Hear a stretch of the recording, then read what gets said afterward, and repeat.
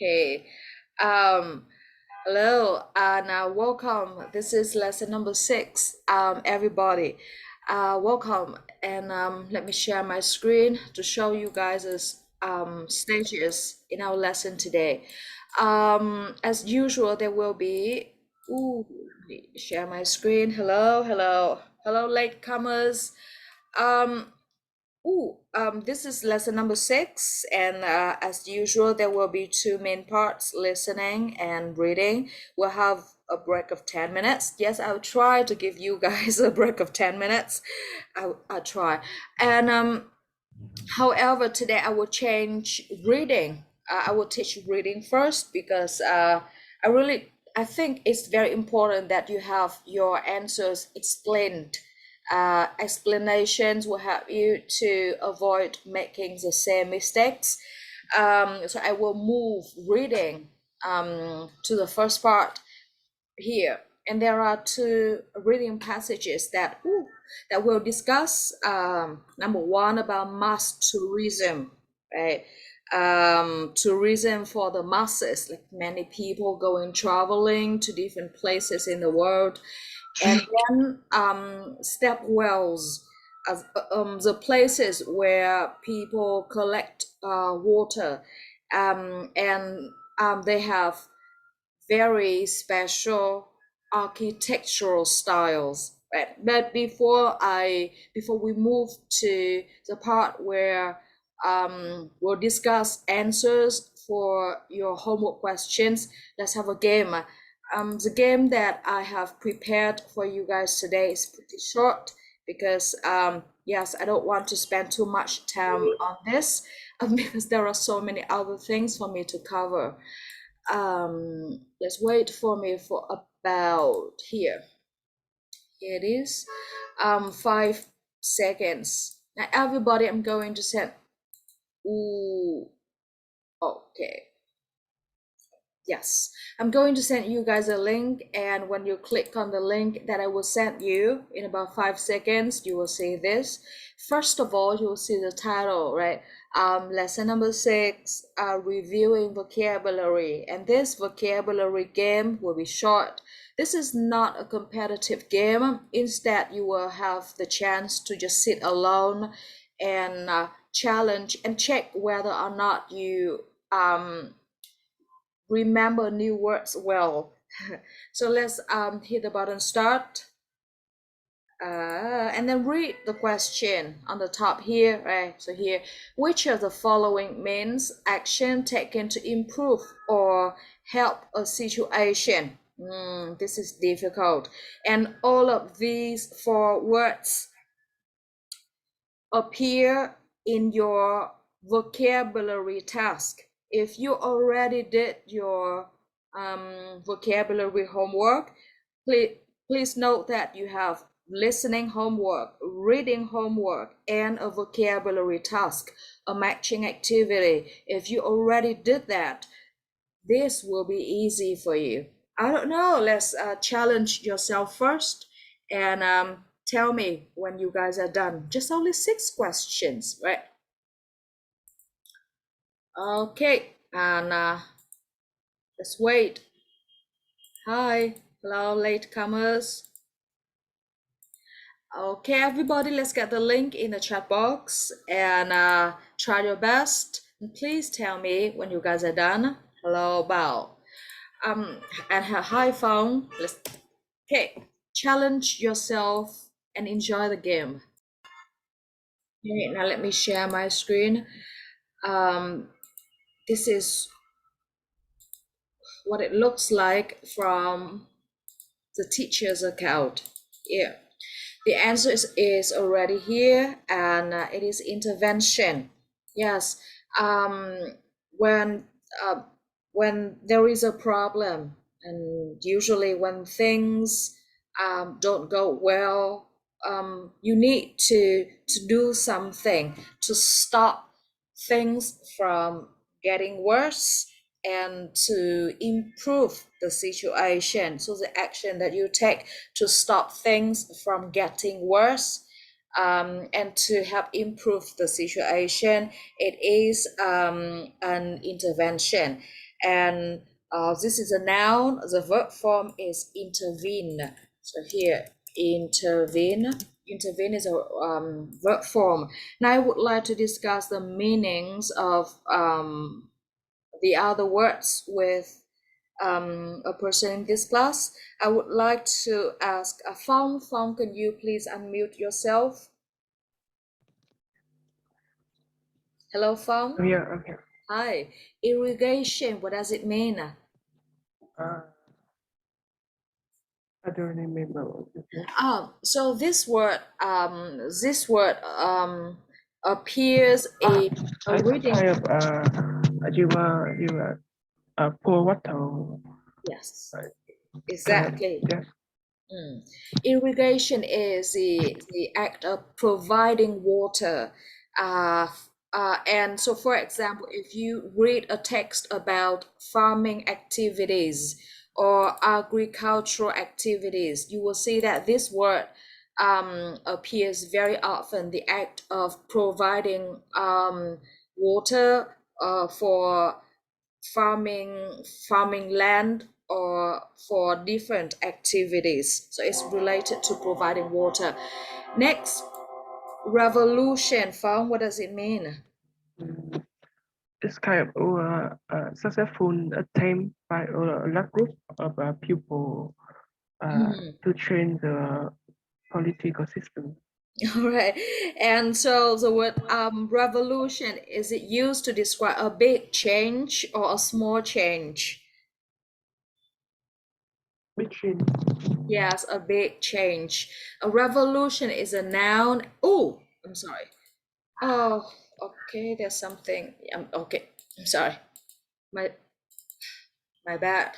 A revolution is a noun and revolutionize is a verb. We use the word revolution to talk about a big change. It can be in politics or in some other areas. Um, for example, sometimes you may hear people say technology has revolutionized the way people communicate. Like today, we can communicate much more easily. So, revolution, a big change, maybe in politics or the political situation or in some other areas. And found prescription. I'm sure that you know this word very well. the piece about people that the doctor write an order about medicine. Yes, the act of telling people or patients to take a certain type of drug or medicine, because Phong is a soon-to-be doctor, so I'm sure that he comes across the word prescribe or prescription almost every day, I think so. Thank you, Phong. And question number 2, everybody. Obvious and clear. These words all appeared in your vocabulary homework. Now I would like to discuss. The answer is here, everybody. The answer is here. Obvious and clear. The answer already appears on the screen. This word, I'm sorry, here. This word it means, you can use this word to describe things that you can see through, transparent. For example, if you take when you take the IELTS exam, you are not allowed to you are allowed to take a bottle of water into the exam room, but that bottle of water must be transparent. It means that it must be it must it must be seen through, and the examiner or people there can easily see the content of the bottle of water that you bring into the exam room, to avoid the case that you will be cheating. And the word transparent here, in relationships or when making decisions, it means that there's no cheating. Everything is clear, everything is fair, and everything is done in the right way, right? Transparent. And next, now I would like to discuss the meaning of the other words with, I would like to ask Hương Trang, please. Hello, Trang. Yes, I'm here. Hi. So, what does legitimate mean? Legitimate means if something is legal. Legal, correct. Legally right or acceptable or reasonable. Persistent, Chang. Persistent, I think is I don't know. Okay, I can give you an example or two, and then let's guess the meaning of persistent from my examples, all right? Yeah. Example number one, let's talk about bullying. You guys already got a reading passage about bullying. Students, persistent bullying is definitely not good for students. The students or the pupils who were bullied for years or for a long time may develop mental problems, or they may have problems in building relationship when they grow up. So Chang, from an example, what does persistent mean? Something that okay, It's when something is does it happen? constant. Yes, does it happen one time or many times? Many times. Exactly. Does it happen for a short period of time or for a long period of time? It's a long Yes, experience. exactly. So everybody, persistent bullying, it means that a student is bullied for a long time and many times. I think that it is one of the worst experiences a student has to experience. So you guys are here, and if you witness someone bullying someone else, I think it's very important that you provide help or inform your teacher or the president of your school, because persistent bullying is a nightmare, one of the worst experiences of a person. Next, democracy. Chang, what does it mean? Democracy means is freedom. Yes. Social. Yes, the freedom for people to make decision and to take control of their lives. So everybody in a democracy, democratic, sorry, in a democratic country, the people in this country have more right to make decisions and to decide what to do. Thank you, Chan. Yeah, so now they are all challenging words here. Let's move on. Which of the following is not a verb? And I would like to discuss the words here with Mai Chi. Mai Chi, can you please unmute yourself? Yes. We have the answer here. This is not a verb, it is an adjective. What does it mean, Mai Chi?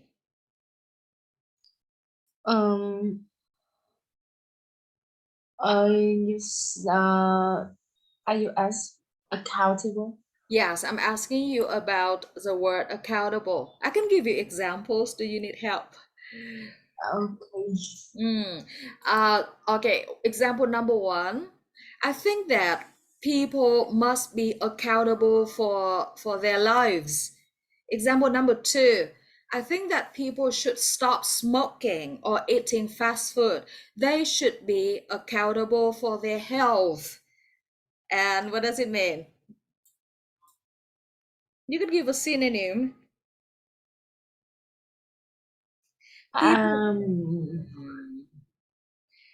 People should stop. I think is like action to improve Mm. their situation. Yeah, very close, very close.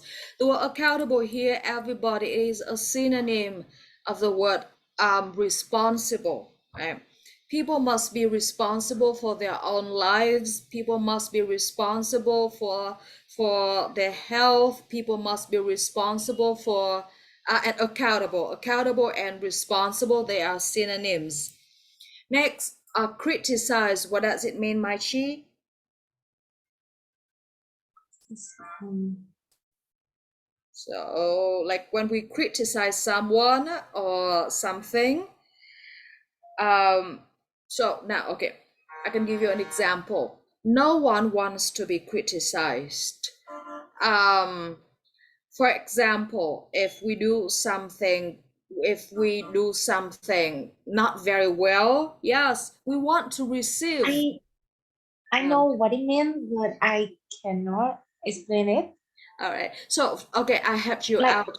like scold, be scold.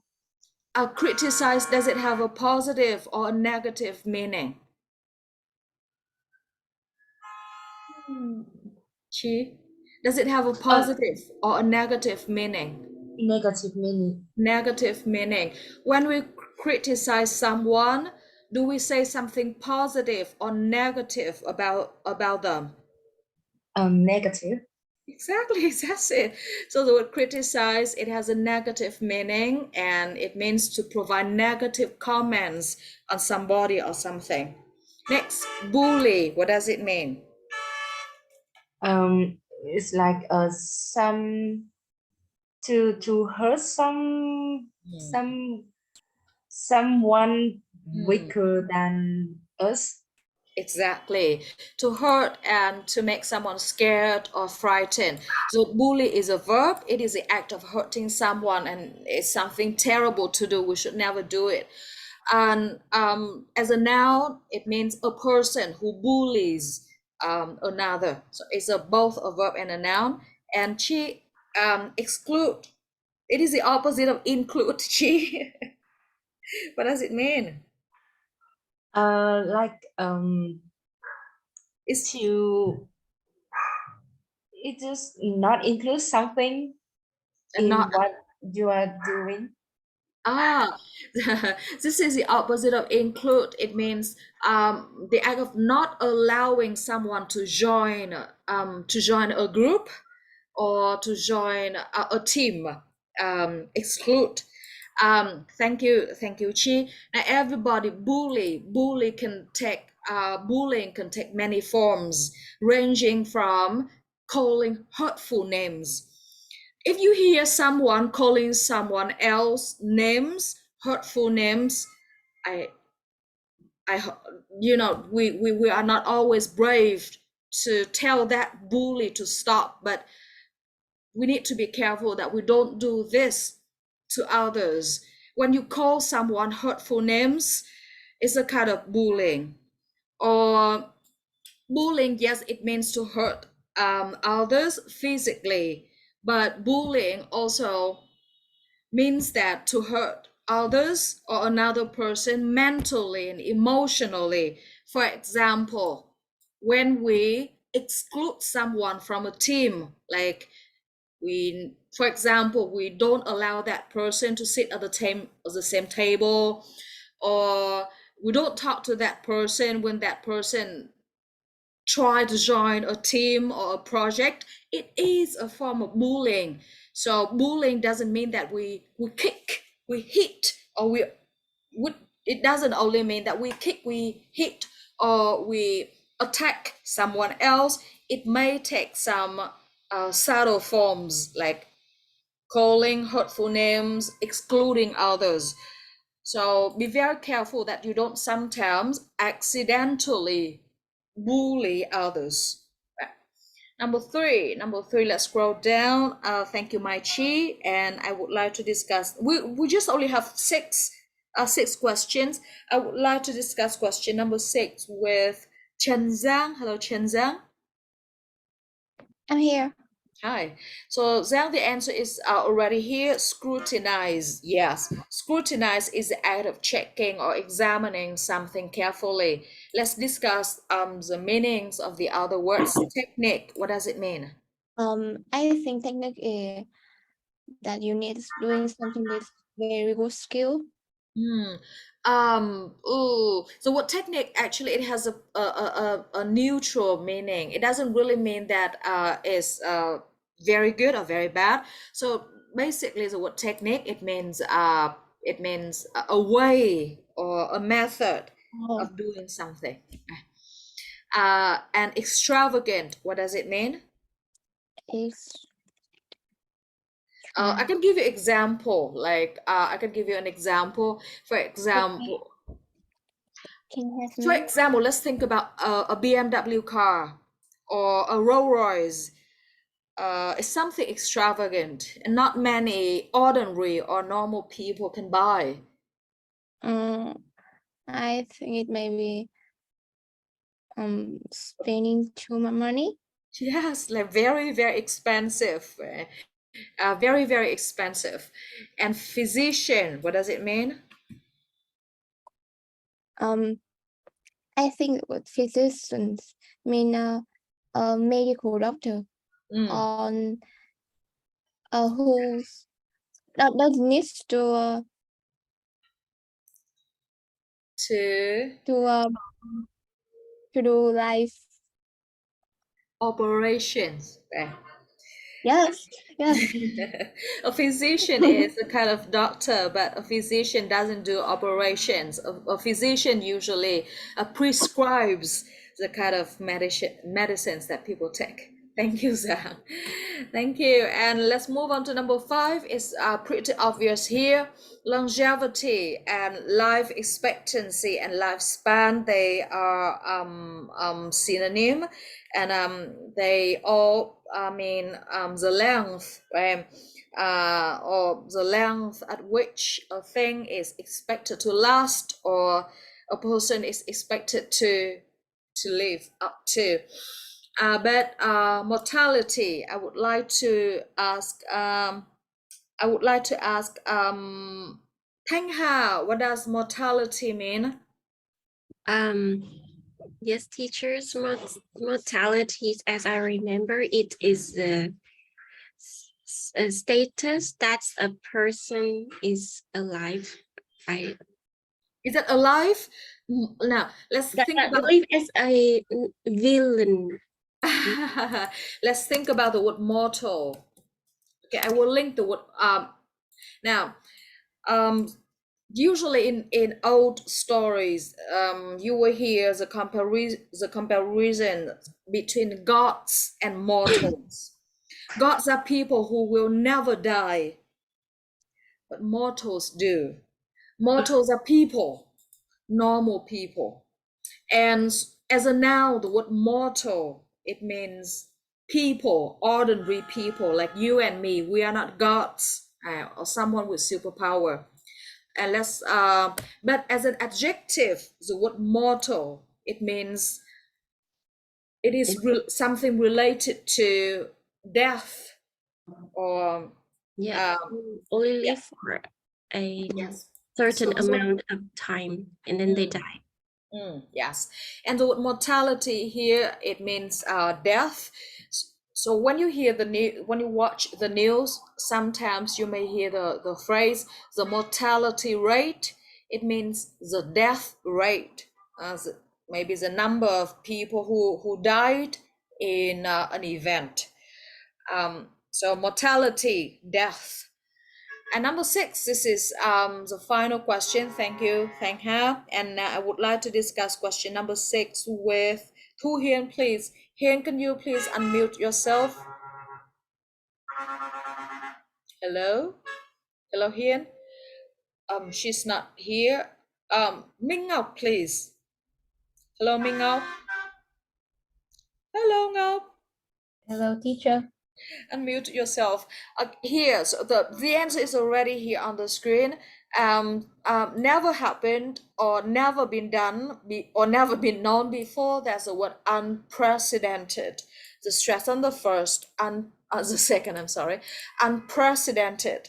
But now let's discuss the meanings of the other words. Extinct, what does it mean? Extinct, it means disappear, no longer exist. Exactly. Something that no longer exists, or something that already disappeared or died out. Explosion. Explosion, for example, bomb explosion, something like suddenly burn out. Oh, okay. So you think about a bomb, right? Yep. In that situation, when something explode, but the word explosion also means a sudden increase, a very strong increase in the number or the amount of something. Offense, an offense.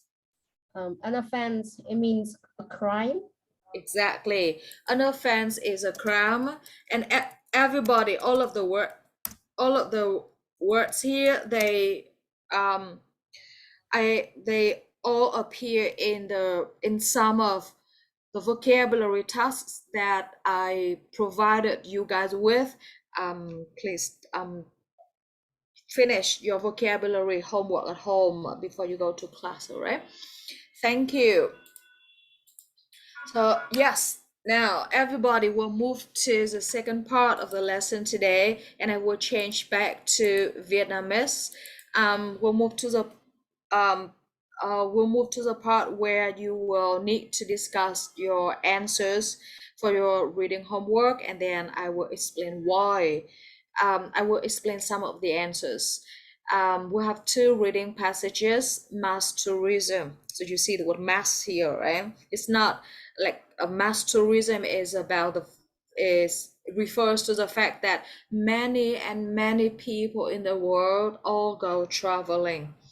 And step wells, the word well here is not an adverb as you usually know, it is a noun. Now we'll change to Vietnamese. Step well, the well ở đây em là cái giếng đó. Ok, vậy bây giờ chúng mình sẽ cùng nhau chữa bài này, và tất cả thì các em sẽ có hai bài nhá. Một bài là về cái phần có gọi là specific questions, này là phần mà mình sẽ không dạy, mà chủ yếu là mình sẽ để em làm luôn, tại vì nó thuộc dạng dễ đây. Nó thuộc dạng câu hỏi dễ, mình có rất là nhiều cái dạng câu hỏi khác chúng mình nên xử lý.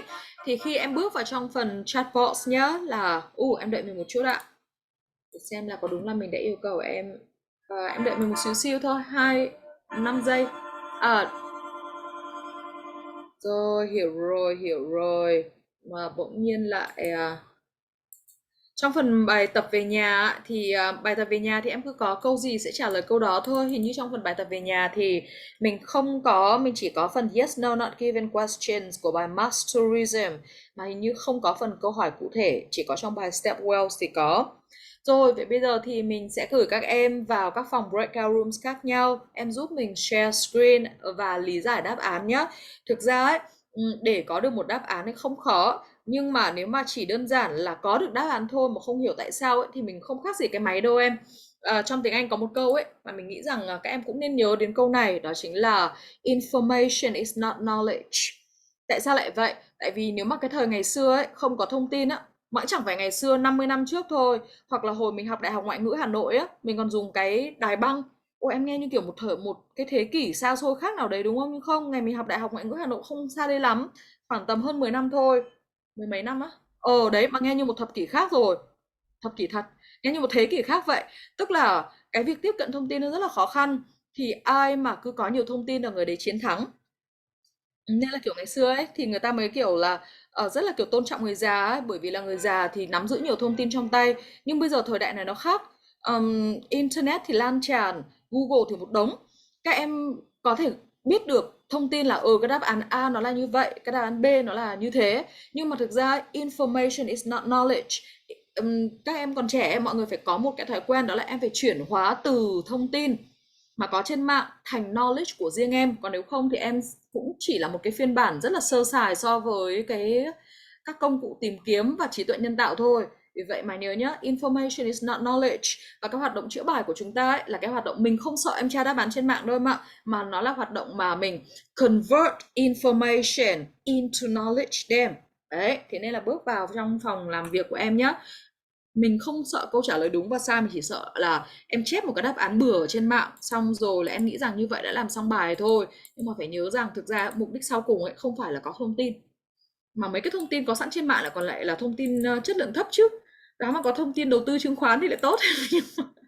Nhớ nhá, thế nên là bước vào phòng thì sẽ giúp cho cô là không chỉ là đọ đáp án, mà cái câu nào mà mình cảm thấy mình không chắc chắn thì mình hãy discuss cùng với partner của mình em nhé. Rồi, vậy thì bây giờ cô sẽ gửi các bạn vào các phòng nhóm khác nhau ạ. Các em nên mở sẵn cái file đó trước mặt nhé. Cô xin mời, các bạn sẽ nhận lời mời hộ cô để bước vào các nhóm.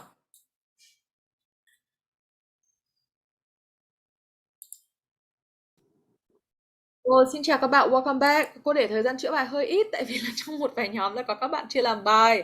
Nên là thực ra là thôi, thế thì cô sẽ tạm thời là cứ đẩy nhanh cái phần này để cho mọi người, cô sẽ khai thác sâu hơn. Tức là cái thời gian chữa bài trong nhóm nó ít để cô có thời gian được giải thích nhiều hơn cho cả lớp khi mà quay trở về màn hình chính đấy. Cô chuẩn bị gửi cho em một cái link thì nó cũng hoạt động này thì em cũng quen thuộc rồi đúng không? Đối với bài step wells là các cái giếng nước đấy em ạ. Và ở đây và thì chúng mình cũng sẽ khai thác thêm là trông nó sẽ giống và khác gì so với một cái giếng nước bình thường ở Việt Nam. Từ well này là giếng, step well là các cái giếng mà người ta có các cái bậc thang đi xuống ấy để lấy nước. Thứ hai đó là du lịch đại trà, du lịch hàng loạt luôn. Vậy thì bây giờ mình sẽ gửi cho em cái link này, em sẽ đọ đáp án với riêng bài của chính em. Thì bất cứ một cái câu nào mà em muốn đặt câu hỏi thì em bôi đen bôi đậm, nói chung là cứ tác động vật lý vào đây cho mình để mình biết là em muốn mình giải thích câu đó cho em nhé. Thì mình cũng nhắc em một chút ấy là thôi đấy, ai mà chịu khó chưa làm bài thì các bạn làm hộ cô với. Tại vì thực ra ấy, em cần phải thấy một điều đó chính là khi mà em làm á thì em sẽ có bản thân em cũng sẽ tiến bộ qua từng bài làm nữa. Nó cũng giống như kiểu là em tưởng tượng xem nếu mà một năm mà bảo mình ăn 10 cân thịt bò em thì cũng chẳng có vấn đề gì đúng không? Thì có khi chế độ ăn của các em vẫn vậy. Nhưng mà tự nhiên lại bảo em là cả năm nhịn đi, đến cái tháng thứ 12 thì ăn 10 cân thịt bò. Như vậy chẳng tốt gì cho cơ thể của em cả, nó quanh năm thiếu chất xong tự nhiên đến cái tháng cuối cùng ấy dồn nó ăn nó phát ốm lên. Thì cái trải nghiệm đi thi cũng vậy, mình không thể nào mà trong khóa học mình không luyện gì mình bảo thôi là nào cuối khóa em ngồi em có chiến lược kỹ năng em ngồi em quất, tức là đến lúc đấy mà em ôn thêm thế mệt mỏi kinh khủng luôn mà lại không hiệu quả. Em phải làm sao để mà lúc nào cơ thể mình cũng được cung cấp chất đều đặn, giống như kiểu 10 cân thịt bò trải đều ra cả năm để ăn á. Thì cái kiến thức này cũng vậy, nó cần phải là đến đâu xử lý đến đấy, chứ ngồi đến đến cuối khóa thì đúng là cũng giống như kiểu ăn Tết ấy, cũng đúng là đến gần cuối năm thì cũng cần ăn vài bữa ngon hơn. Nhưng mà về cơ bản và đến cuối khóa thì chắc là em cũng phải ngồi xuống để ôn tập nhiều hơn một chút. Nhưng chắc chắn là không có chuyện là ăn dồn rồi. Mọi người nhớ nhá, làm bài tập cho cô đi. Đây cô gửi link nhá. Làm giải rác ra chứ không làm nó không tăng đâu. Ai học bài chỉ học lý thuyết từ phía cô giáo. Nhận link đi ạ. Và đấy, chỗ nào không hiểu thì bôi đen bôi đỏ gì vào cho cô nhá. Bôi đi ạ. Xong rồi cô sẽ giải thích các đáp án cho em. Đây là một hoạt động mà chúng ta chuyển từ việc cô nói thật, cô dạy nghe đọc cô chưa bao giờ sợ các đáp án có trên mạng cả, bởi vì là mình không có cạnh tranh về information với lại Google, mà mình cạnh tranh về yếu tố bản thân mình có thể là convert or translate into information into knowledge, và các em cũng nên như vậy. Là mình có cái đáp án đó rồi thì mình hiểu ra được gì từ nó. 5, 6 cho đến 13. Step 12 đến số 8. Wow, rồi, cũng được. Bài Mass Tourism có vẻ là chỉ có hỏi 2 câu à.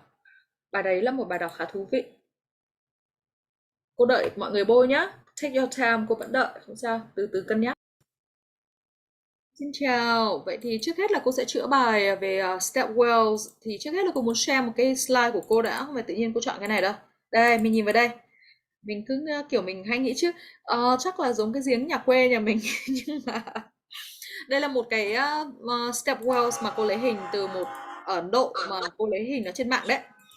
thì mình sẽ nhìn thấy rằng nó sẽ là một cái giếng nó rất là khổng lồ. Thỉnh thoảng mà cô đến một vài vùng ở Việt Nam ấy mà bản thân cái giếng nó rất là lớn, nó lớn lắm. Thì người ta cũng sẽ xây các cái bậc nhỏ để đi xuống lấy nước. Và ở Việt Nam thì cô thấy ít có mái che, nhưng mà em sẽ nhìn thấy đây, bản chất một cái giếng nó khổng lồ như vậy mà người ta xây cái bậc để đi xuống, xong phía trên thì có các cái bệ che như thế này, bệ để che chống nắng ấy.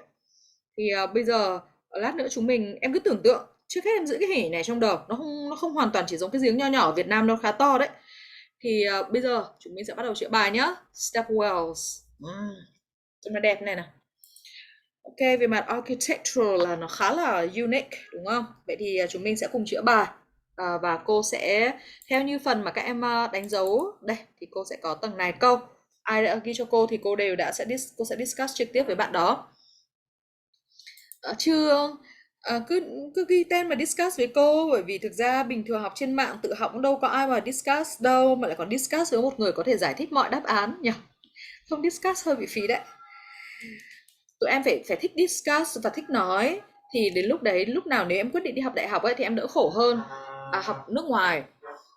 Tại vì làm em mà không discuss, không hỏi gì là ông thầy ông mặc định là em hiểu hết rồi, là ông ấy cứ move on thôi, xong ông cho tự viết bài, cuối kỳ trượt hay đỗ thì đi nộp tiền lại đấy. Bây giờ chúng mình sẽ câu số 1, và câu số 1 thì đáp án của nó là false. Thì bà Trang muốn hỏi chị Trang có thể unmute được không ạ? Đây là câu số 1. Chúng ta đang nói về các cái giếng.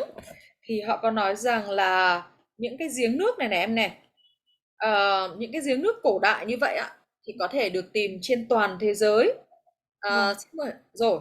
Câu này em đang chọn là not given ạ. Là not given, tức là em không thấy được vị trí của nó ở đâu đúng không em? Tại vì em đọc ngay ở đoạn đầu thì nó cũng chỉ nói là ở Ấn Độ ấy. Thì em Đoạn đầu rồi. Thế thì em sẽ nhìn thấy là chỗ này em sẽ có một đoạn, đó là vào thế kỷ thứ 6 và thế kỷ thứ 7 đúng không em? Là những cư dân, inhabitants, những cái cư dân của cái khu vực ở Ấn Độ này này. Đấy thì họ có phát triển ra một cái phương pháp để có thể là tiếp cận được nước, có thể tiếp cận được nước sạch, nước ngầm sạch. Thì cũng giống người Việt Nam thôi, người Việt Nam cũng tiếp cận nước ngầm. Gain access to clean fresh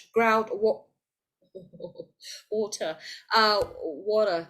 Như vậy tại vì cô nói cái chữ water thì cô bị nặng ấy, mỗi lần là cô đến cái từ này là cô lại khựng lại để chuyển nó thành một âm nhẹ hơn.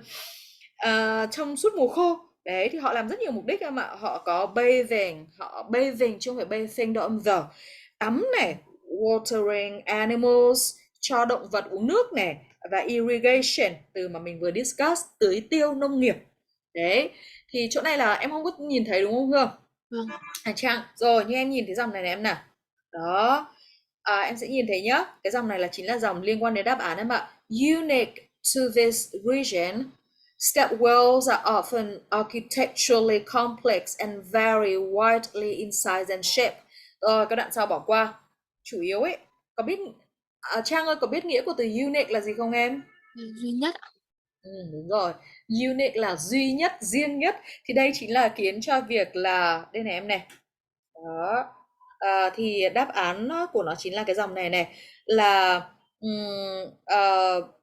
duy nhất là đây là một cái kiến trúc độc đáo chỉ riêng có cái vùng này thôi.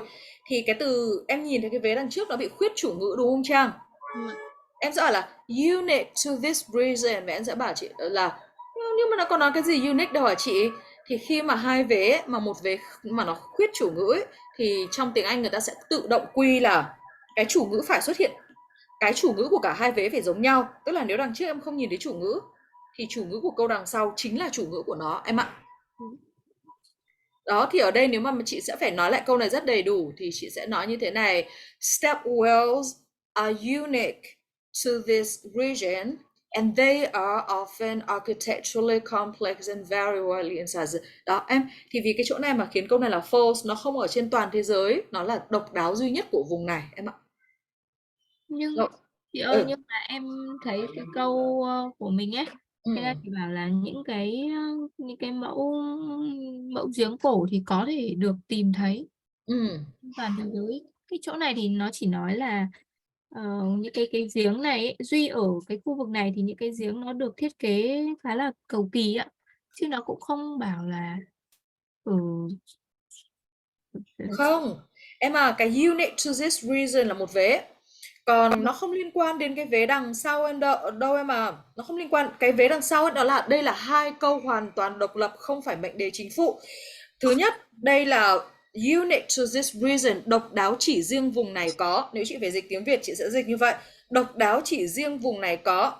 Sau đó thì cái đoạn đằng sau nó mới liên quan đến cái cấu trúc của việc là những cái giếng này phức tạp về mặt kiến trúc và rất đa dạng về mặt cấu trúc và kích cỡ. Cái chỗ unique to this reason là chỉ thuộc về vùng này, tức là nó chỉ xuất hiện ở vùng này thôi. Còn cái đoạn đằng sau thì nó mới giải thích là nó có cái gì em ạ. Chứ còn hai cái vế này nó nối với nhau bởi dấu phẩy, nó không có liên quan gì hết luôn á. Tức là nó hoàn toàn là hai vế độc lập, chứ không phải là because stepwells are often architecturally complex and vary, they are unique. Không phải, reason là từ chỉ địa lý mà em. Chỉ có riêng ở vùng này, nghĩa của từ unique là chỉ ở đây thôi mà không phải ở chỗ khác em ạ. Vâng ạ, em hiểu rồi, em hiểu rồi. Rồi, thế thì chúng mình sẽ giải quyết xong về đấy. Chỉ có ở vùng này, nghĩa của từ unique là chỉ có ở vùng này. Đấy, em có thể hiểu nó là như thế. Câu số 2 chúng mình sẽ muốn discuss với Tùng Anh. Đây, thì Tùng Anh unmute đi ạ. Mình dịch câu số 2 trước, vì mình muốn nói yes, no hay not given thì mình đều phải rõ nghĩa đã. Em có thể dịch nghĩa của câu số 2 được không ạ? Câu 2 này đang bảo là cái giếng này thì có rất nhiều những cái chức năng, và bên cạnh đó thì một trong số những chức năng đấy thì nó còn liên quan đến việc là lưu trữ nước. Đúng rồi, chính xác. Lấy nước em ạ, lấy nước em ạ. Lấy nước. Tại vì lưu trữ thì nó sẽ phải là water storage, đúng không em? Vâng. Storage, cái này là collection. Rồi, thế thì bên cạnh chuyện là người ta gaining access to clear and fresh groundwater thì người ta còn water, thì người ta còn có water collection. Rồi, thế thì chuyện water collection đó thì người ta còn làm gì nữa? Thì không biết đáp án của Tùng Anh là gì hả em? Câu này ra em là thôi, nhưng mà em chưa tìm được cái đoạn rõ ràng để thể hiện trong câu trả lời đấy. Rồi, em đáp án của em là false hả? Hoặc là true. Là true nhưng em chưa tìm được thông tin confirm. Vâng. Rồi, đây, chị sẽ có ngay cho em. Đó chính là thì câu số 1 là mình đã thấy ở đây rồi, nên kiểu gì thì mình cũng chỉ có đọc xuôi thôi chứ cũng không có đọc ngược. Và em sẽ nhìn thấy một dòng đây này em này. Đó, em sẽ nhìn thấy là xem là ở đây có phải cái giếng nước chỉ là một nơi mà người ta dùng để access fresh and clean groundwater hay không. Thì mình sẽ thấy như này. During their heyday, thôi cái gì được, they were places of gathering, of leisure, relaxation, worship, for villagers of all but the lowest classes. Đó, thế thì ở đây thì Tùng Anh xem nhìn thấy chức năng của những cái giếng này á là nó làm những cái gì hả Tùng Anh? Nó như kiểu là một nơi để tụ tập cho việc giải trí, thư giãn, thờ cúng của những người dân làng, nhưng mà không dành cho những người ở tầng lớp thấp nhất. Đấy, thế thì ở đây rõ ràng là em sẽ thấy là cái giếng ấy nó có phải là chỉ có chức năng của nó có phải chỉ có chức năng để lấy nước không em? Nó có một đống chức năng khác đúng không em? Vâng. Đấy, thì đó là lý do tại sao câu này của em là true. Tức là cái giếng ấy nó cũng y hệt như là chị nghĩ là cái này khá là giống với người Việt Nam á. Vì kiểu bình thường mọi người sẽ nghe là cây đa giếng nước con đò, nên thực ra một cái giếng nước với người Việt Nam chưa bao giờ chỉ là nơi để collect water or access water, mà đối với người Việt Nam nó đã cũng thành một phần trong cái đời sống của communal life or community life, đời sống cộng đồng.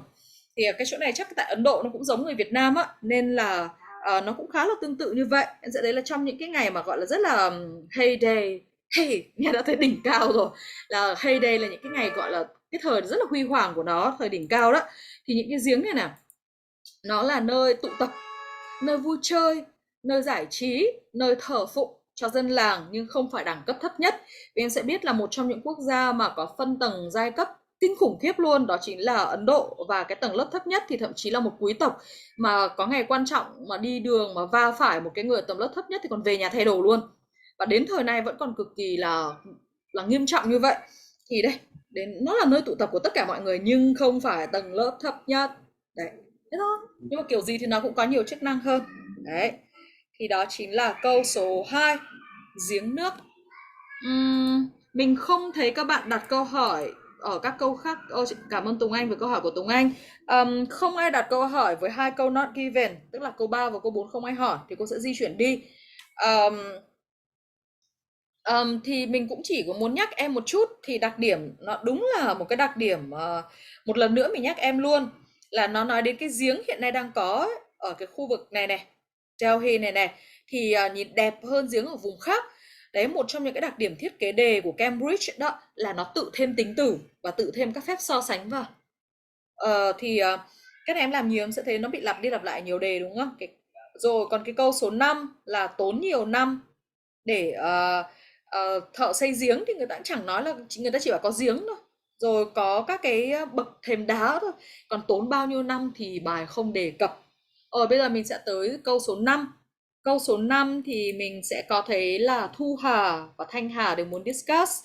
Cảm ơn các em. Vậy thì mình sẽ xin được mời bạn Thu Hà. Bạn Thu Hà unmute đi ạ. Dạ. Xin mời em thế nào? Em dịch cho mình câu số 5 đã nhỉ? Số lượng của các cái bậc của các cái bậc ở trên ở cái giếng nước đó thì thay đổi Đúng rồi, qua các năm. đúng rồi. Theo các cái the course này thì sẽ dịch là các cái giai đoạn, các cái the course này là bằng một cái giai đoạn trong năm, tức là thông qua độ dài một năm, là về cơ bản là các bước chân nó có sự thay đổi đúng không em? Thế thì câu trả lời của Thu Hà là gì? Câu trả lời của em là no. Tức là là four. tức là các cái bước là quanh năm ngày tháng nó vẫn là tầng đấy bước đúng không em?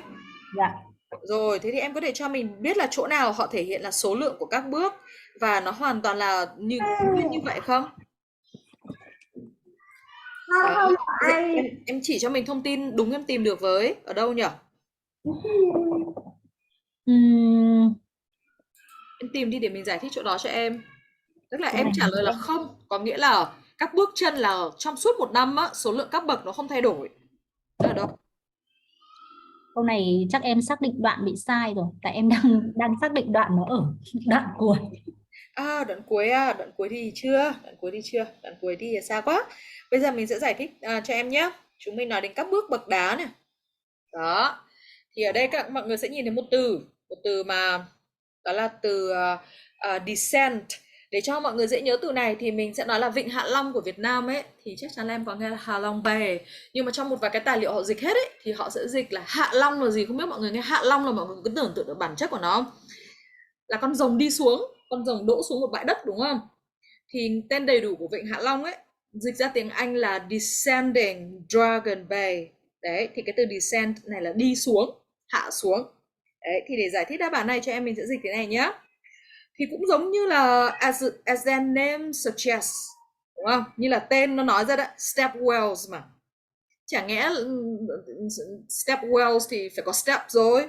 Thì step wells có các cái giếng này thì đều được xây bậc. Đó, và hạ từ mặt đất, ground level. Vậy là họ xây bậc. Tại vì sao? Vì họ muốn là access fresh and clean ground water. Thì chả lẽ đi lên cao, đi xuống thấp mới lấy được chứ. Vậy là họ đều có các bước đi từ mặt đất xuống tới cái nguồn nước. Cái nguồn nước, cái ground water đó em. Đó. Rồi, vậy thì em bảo ui, những cái đoạn này em không hiểu đâu. Hiểu đâu, chết. Không hiểu thôi, đọc tiếp. Cứ đọc tiếp cho cô thôi. Tại vì là nhiều khi các em đừng vì một từ không hiểu mà mình sợ xong mình khựng lại. Mình cứ tiếp tục đọc đi. Đoạn đằng sau nó giúp em đặt văn cảnh. Đó là khi mà cái mực nước trong một năm nó cao á, thì cái người sử dụng giếng đó, họ chỉ phải đi xuống có vài bước chân thôi là để đến chỗ nước rồi. Nhưng mà khi nước thấp á, the level of water was low. Several levels would have to be negotiated. Đó, tức là một vài cái tức là cái chuyện mà họ đi lại là cũng sẽ phải thay đổi một chút. Nghĩa của từ negotiate là đàm phán, thay đổi, linh động. Đấy, thì là như vậy. Vậy thì mình sẽ dịch toàn bộ đoạn này cho em là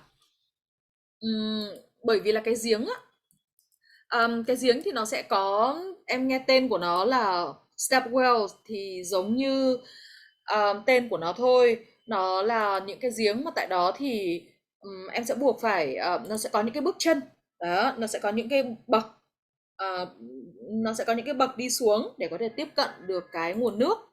Rồi vậy thì chuyện nguồn nước này thế nào? Đó chính là trong một năm á,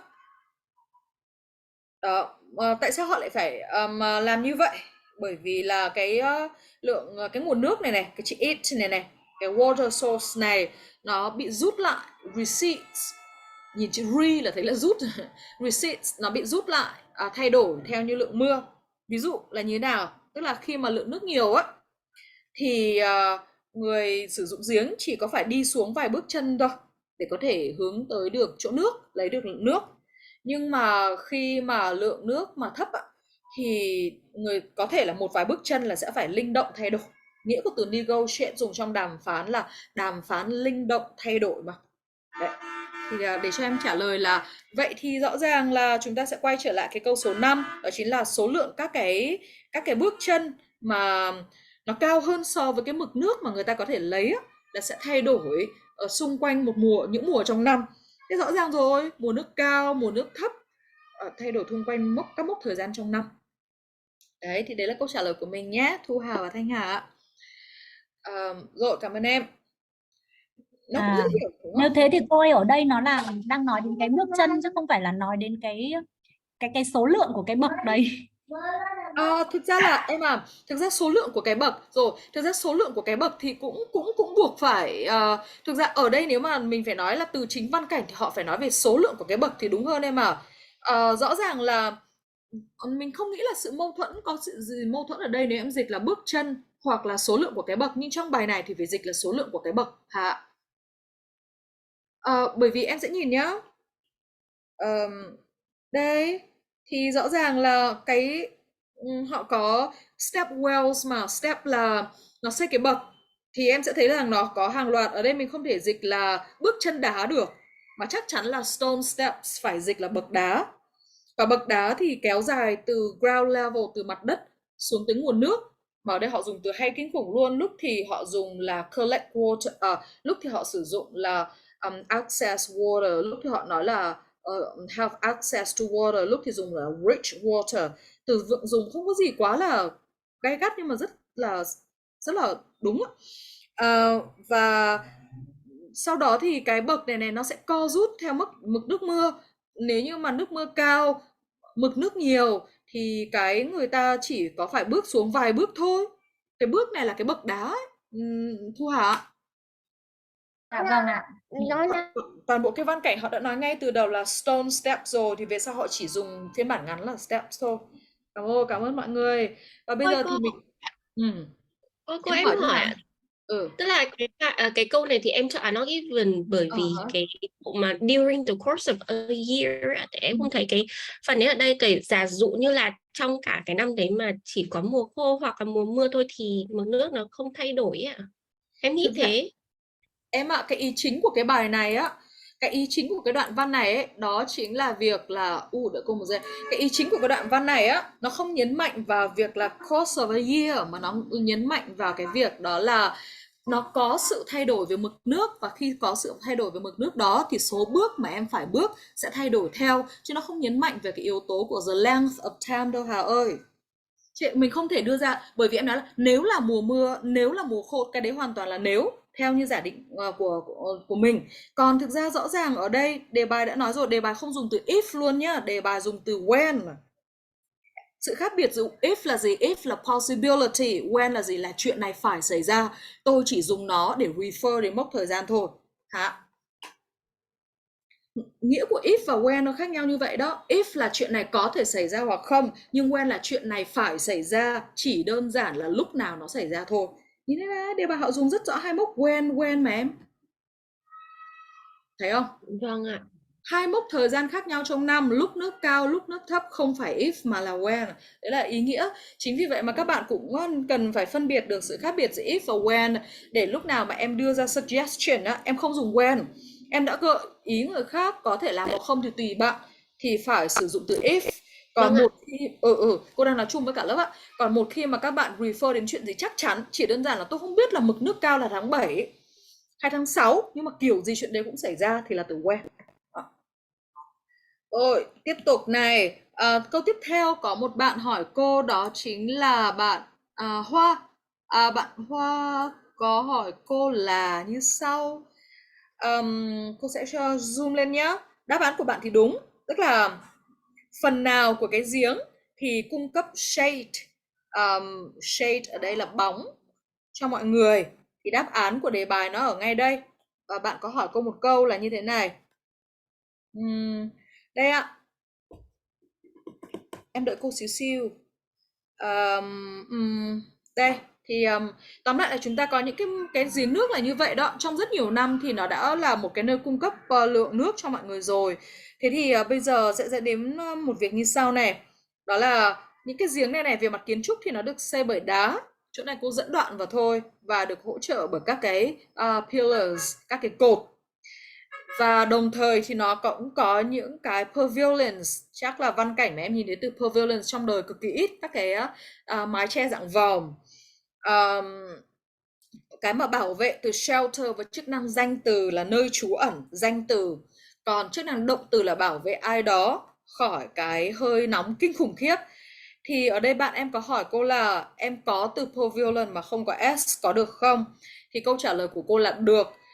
Trước hết cô sẽ khuyên các bạn là play it safe, tức là hãy chọn phương án an toàn. Là một khi các bài được coi là câu trả lời mà thông tin lấy từ trong bài gốc, thì cô thực sự khuyên em đó là form số ít và form số nhiều nên sử dụng giống như trong bài để đảm bảo 100% là em đúng.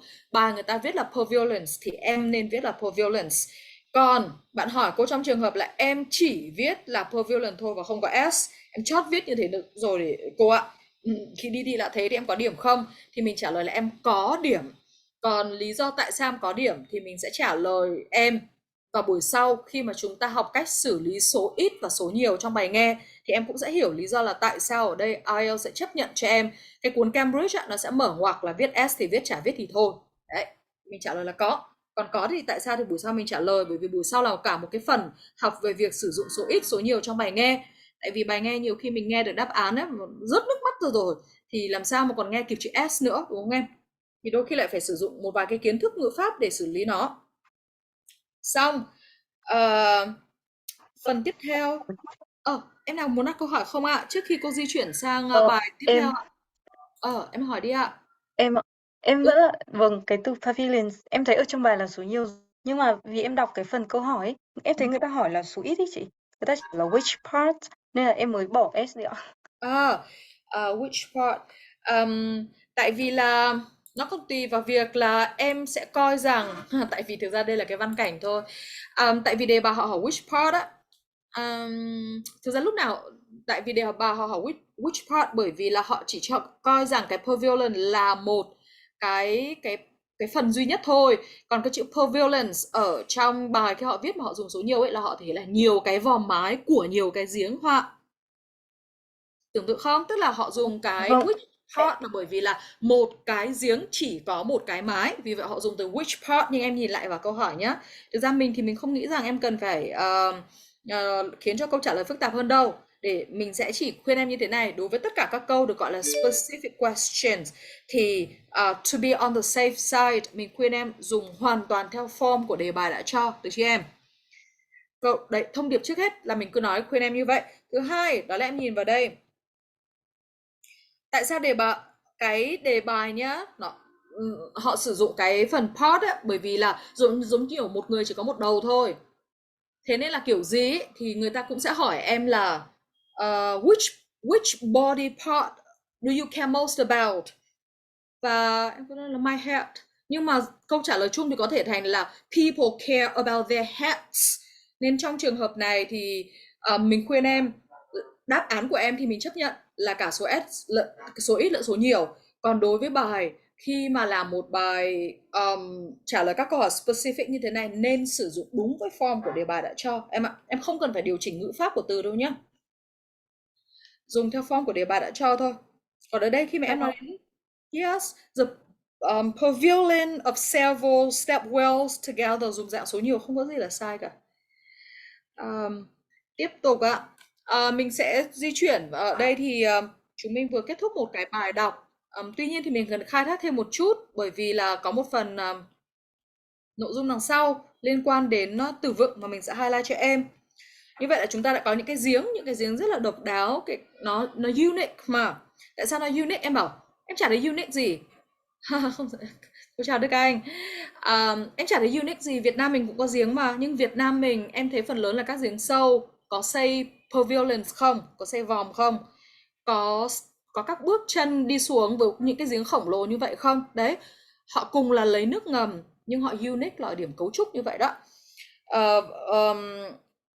Mình không muốn làm mà cho Trang bị messed up chỗ này. Những cái giếng đó nó chỉ có ở vùng đó thôi. Rồi, tiếp tục. Bây giờ đến phần tiếp theo ạ. Thế nhưng mà những cái giếng rất là hay ho như vậy nữa thì liệu rằng là nó có còn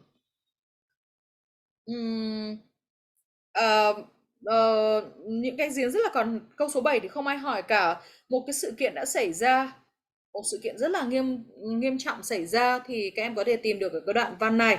Trong họ đã đề cập là đó, những cái giếng thì sẽ đã có một cái giai đoạn mà có vẻ là nó bị khô cạn, tại vì là cái vùng khu vực này thì họ chịu một trận an 8-year drought, họ bị một trận hạn hán kéo dài 8 năm. Thì cái đoạn này không ai hỏi nên mình sẽ bỏ qua. Tuy nhiên là với những cái giếng mà có chức năng chính là để cung cấp nước như vậy thì hiện nay người Ấn Độ có còn sử dụng không? Câu trả lời là em cứ nghĩ đến cái giếng xem hiện nay người Việt Nam có dùng không, thì điều tương tự cũng xảy ra với người Ấn Độ thôi, họ hầu như không còn sử dụng những cái giếng nữa. Thế thì ngày nay á thì em sẽ thấy rằng là trong rất là nhiều năm bị lãng quên thì phần lớn người ta cũng không có sử dụng giếng nước để lấy nước nữa đâu, mặc dù là kiến trúc của nó cũng đẹp đẽ như vậy. Thì cái dòng đáp án số 8 các em không hỏi mình thì đây chính là từ này. Bây giờ người đến ấy, thì toàn chỉ là khách du lịch thôi. Tourists flock to wells in far-flung corners. Vậy từ flock to là gì? Trước hết nếu em nhìn vào các đàn chim thì em sẽ thấy dùng từ flock, đàn chim nó bay một đống với nhau. Nhưng mà từ flock to với chức năng động từ thì sẽ dịch là đổ dồn về đâu, đặc biệt là đi lại với dạng số đông. Ví dụ cuối Trung Thu mà em thấy một đống người dồn về phố cổ thì đó chính là từ flock to em nhé, đổ dồn. Hành động không chỉ là go to cũng được, travel to cũng được, but travel in a large group thì gọi là flock to. Đó, thì em sẽ thấy từ này. Xong ạ, vậy thì chúng mình đã có một bài về kiến trúc, về giếng nước ở Ấn Độ, một nơi mà nó không chỉ phục vụ cho mục đích lấy nước mà còn là mục đích nghỉ ngơi, giải trí, thậm chí là tôn giáo. Tất nhiên không cho hạng người được, cho nhóm người được xếp hạng thấp nhất trong xã hội. Những giếng nước này thì có các vòm mái để bảo vệ người lấy nước khỏi cái nắng dữ dội của khu vực Ấn Độ. Các bậc thang sẽ thay đổi một vài bước tùy theo mực nước lên hay xuống. Và ngày nay thì phần lớn mọi người không đến nữa, mà đa phần là du khách, không đến để lấy nước nữa, mà đa phần là du khách thôi. Vậy chúng ta sẽ di chuyển sang đoạn văn số 2. Đó, ít nhất thì cũng thêm một chút kiến thức là bên cạnh cái giếng nhỏ nhỏ ở quê mình cũng có một vài cái dạng thiết kế khác. Mình sang dạng số 2, đó là bài về mass tourism. Bài chứa thông tin khá là hay ho. Rồi, câu hỏi không nhiều, mình chỉ có một vài câu thôi ạ. Bắt đầu ngay từ câu số 5, các bạn có một câu hỏi về true, không ai ghi tên cả, mình sẽ tự quất luôn. Câu số 5, bạn thắc mắc tại sao nó là true, thì chắc là mình phải nhờ một bạn dịch đã. Muốn biết được nó true hay false thì phải hiểu được phần dịch. Mình xin một bạn giúp mình dịch ý nghĩa của câu số 5. Cô xin nhờ bạn, Trà ơi, Trà giúp cô dịch câu số 5 ạ. Trà ơi, Trà chạy đi đâu rồi? Câu số 5 là cái đặc điểm về việc làm lớn nhất trên thế giới thì được tìm thấy ở ngành du lịch và Rồi, figures này dịch là gì? figure là kiểu Kiểu gì? nhân tố hay là Nó có hai nghĩa. Em có thể dịch nghĩa là nhân vật nếu nói về người, a public figure, a famous figure, một nhân vật nổi tiếng. Nhưng mà nếu mà đối với con chắc chắn ở đây không liên quan đến người, số đây liệu. là số liệu chính xác. Số liệu về việc làm lớn nhất trên toàn thế giới thì là ở trong lĩnh vực du lịch. Vậy thì mình xem cái ngành công nghiệp du lịch. Vậy thì chúng mình xem nhá. Bảo là ô du ngành gì? Xem là ngành gì là ngành công nghiệp lớn nhất thế giới. Cái ảo vậy thôi đấy mà nó lớn vậy đó. Thì mình xem nó có lớn nhất thế giới không? Đáp án là true, là đúng đấy. Vậy bây giờ thì chúng mình sẽ thấy là ngành du lịch là một trong những ngành đã có sự phát triển kinh khủng khiếp về cả yếu tố kinh tế lẫn xã hội. Has grown significantly. Vậy xem, nhưng mà bảo lớn đâu, phải lớn nhất cơ. Được, đúng, phải lớn nhất mới được. Thế thì mình sẽ nhìn xem nhá. Nó là một trong những cái mảng lớn nhất của ngành công nghiệp dịch vụ, nhưng mà chưa liên quan đến việc làm. Đúng rồi, đọc tiếp. Xem là nó có về employment mà, thì phải xem là công việc cơ. Và mình sẽ nhìn nhá. Travel and tourism is the largest industry, là ngành lớn nhất trên thế giới trong các yếu tố như sau. Value added capital investment. Dịch thế nào ta? Tăng cường đầu tư vốn à? Thôi cái này nhớ ai dân kinh tế dịch. Lĩnh vực công ăn việc làm và lĩnh vực đóng thuế. Sợ không? Một ngành du lịch mà mình nghĩ chứ ảo đi chơi, ai nghĩ gì? Chắc là ngành may mặc, đồ ăn hay là ngành khác mới quan trọng. Vậy mà đây là ngành công nghiệp lớn nhất thế giới trên các khía cạnh đo lường như thế này. Đó chính là investment, capital investment, vốn đầu tư, employment, công ăn việc làm và tax contributions. Vậy là mình tưởng tượng ra là COVID-19 đã làm đông đặc một ngành công nghiệp thế giới lớn nhất thế giới trong 2 cho đến 3 năm. Thế thì sau COVID-19 phải chuẩn bị cho một cuộc suy thoái là đúng rồi còn gì. Rồi, cảm ơn. Thế thì chúng mình câu này là true. Nếu bạn nào chưa tìm được thông tin thì cô xin được confirm bạn là như vậy. Nó lớn trong rất nhiều lĩnh vực và trong rất nhiều chỉ số đo lường em ạ. Và nó có thể đo lường về thuế. Nhưng mà ở đây là công ăn việc làm. Thì nó cũng tạo ra lượng công ăn việc làm lớn nhất thế giới trong các ngành. Và bây giờ mình sẽ có tiếp tục câu số 5, not given. Cô xin mời Thanh Hà unmute ạ. Là em đã. Thanh Hà dịch câu số 6 đi. Cô rất là vui vì Hà hỏi câu số 6 vì đây là một câu mà cô rất là muốn discuss với cả lớp. Mọi người không hỏi thì cũng phải giải thích. Rồi, xin mời Hà. Ngành du lịch thì đóng góp trên 6% GNP của Úc. Đúng rồi. Tiếng Việt dịch là tiếng Anh, mình hay đọc tắt là GNP, tổng sản phẩm quốc nội. Rồi. Thế đáp án của em là gì? Đáp án của em là 6. 666. F ạ, phone ạ. Tại sao em là đáp án như vậy? Em nhìn vào cái câu kia thì nó ghi là the world's gross national product chứ không phải là Úc. Thế nên em chọn phone ạ. Rồi, ok. Vậy thì cô sẽ muốn nói cho các bạn như thế này nhé. Đây là một câu rất quan trọng mà mọi người phải discuss. Bởi vì là nó sẽ ra nó thiết kế một vài câu hỏi tương tự như thế này ở các bài khác. Thì ở đây cô hiểu lý do tại sao Hà chọn thế và rất nhiều người chọn thế. Và bản thân cô nói thật, nếu không phải là cô dạy IELTS rất nhiều năm cô cũng chọn vậy luôn. Thì cái câu 6 ấy nó bảo là ngành du lịch ấy nó to lớn khổng lồ đến như vậy đó em. Thì câu 6 nó bảo là cái ngành du lịch thì đóng góp 6% vào tổng sản phẩm quốc nội của nước Úc. Còn trong đề bài ấy, thì về cơ bản nó bảo là du lịch nó to lắm, nó đóng góp kinh khủng khiếp luôn. Ở đấy, chưa tính đến chuyện nó còn tái khẳng định lại thêm một lần nữa đây này. Is the world's largest employer, là một trong những đơn vị gọi là một trong những lĩnh vực mà thuê nhiều người nhất thế giới đó. Và rồi nó cũng bảo là nó lớn đến mức mà nó đã cung cấp 6% tổng sản phẩm quốc nội trên toàn thế giới, các nước đập lại. Rồi, thì bây giờ cô hỏi Hà một câu nhá. Vâng ạ. Du lịch chiếm bao nhiêu phần trăm tổng sản phẩm quốc nội của nước Úc? Ở câu số 6 thì nó ghi là trên 6% ạ. Của nước Úc? Vâng ạ. Của nước Úc cơ mà. Du lịch Vâng ạ. chiếm bao nhiêu? Du lịch chiếm Vâng, bao nhiêu phần trăm tổng sản phẩm quốc nội của nước Úc? trên Hả? 6% mà. Hà không tìm được. Làm gì có trên Ơ, 6%? Nước Úc không hề được miêu tả trong bài. à cô bảo em tìm ở trong bài ạ. Dạ không, em không thấy ạ. Đó, tức là cái câu chuyện á, nếu như các bạn muốn quyết định một câu là yes hoặc no á, thì các bạn phải trả lời rõ cho cô là thông tin này sai. Và các bạn phải trả lời hết các vấn đề. Bây giờ chúng ta sẽ vòng lại một chuyện nhá. Đó là hồi đầu á, khi mà chúng ta mới học true, false, not given á, cô có nói với các bạn rất rõ. Một câu ấy nó chỉ đảm bảo được là true hoặc là false nếu nó có đầy đủ cả yếu tố chủ ngữ và tân ngữ cùng xuất hiện.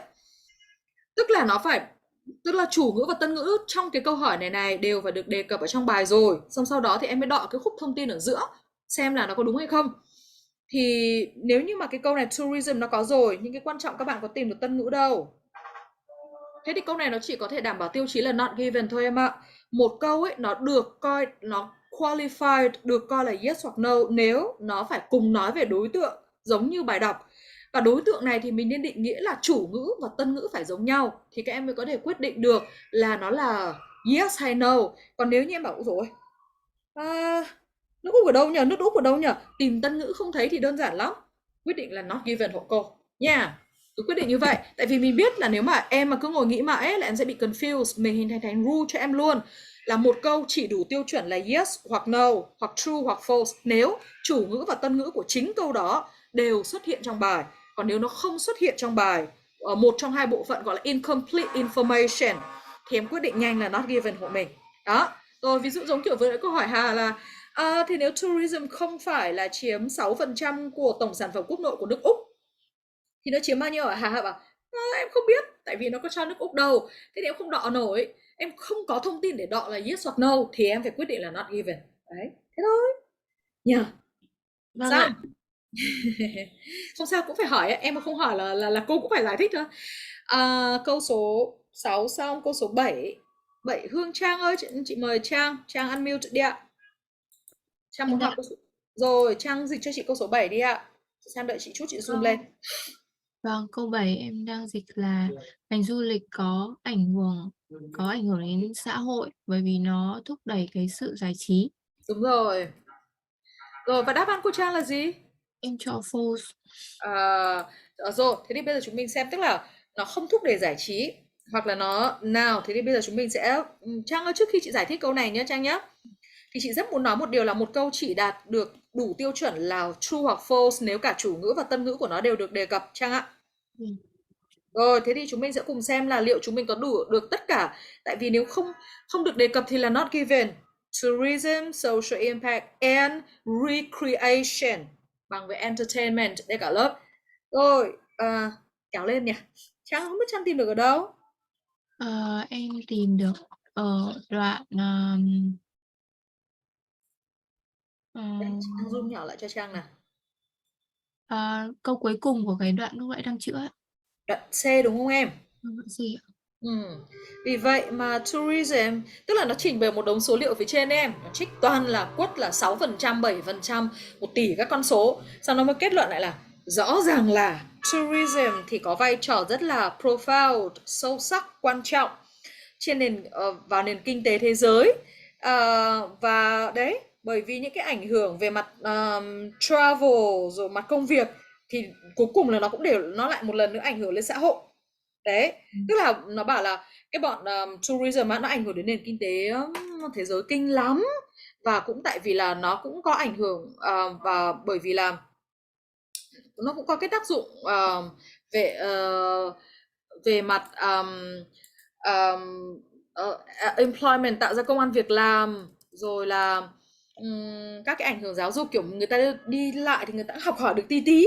Thế nên là thực ra chúng nó cũng một lần nữa ảnh hưởng đến xã hội nhìn chung, không chỉ kinh tế đâu mà ảnh hưởng nhìn chung là lên xã hội nữa, vì nó có tác dụng giáo dục khi người ta đi du lịch á, ta học hỏi các thứ này nọ, bla bla bla. Entertainment và recreation ở đâu Trang ơi?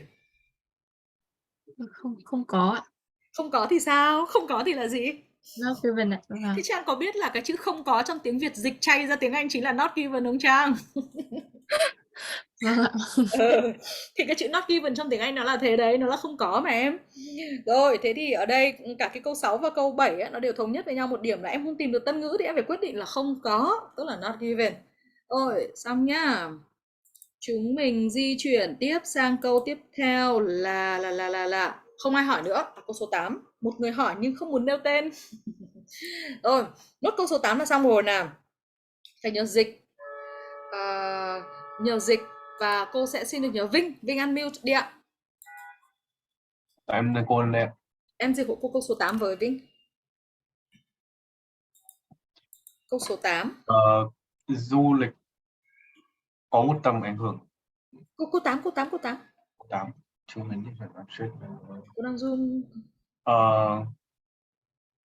Hai đặc điểm chính của việc đi du lịch và ngành du lịch, ngành công nghiệp du lịch. Của du lịch và ngành công nghiệp du lịch đã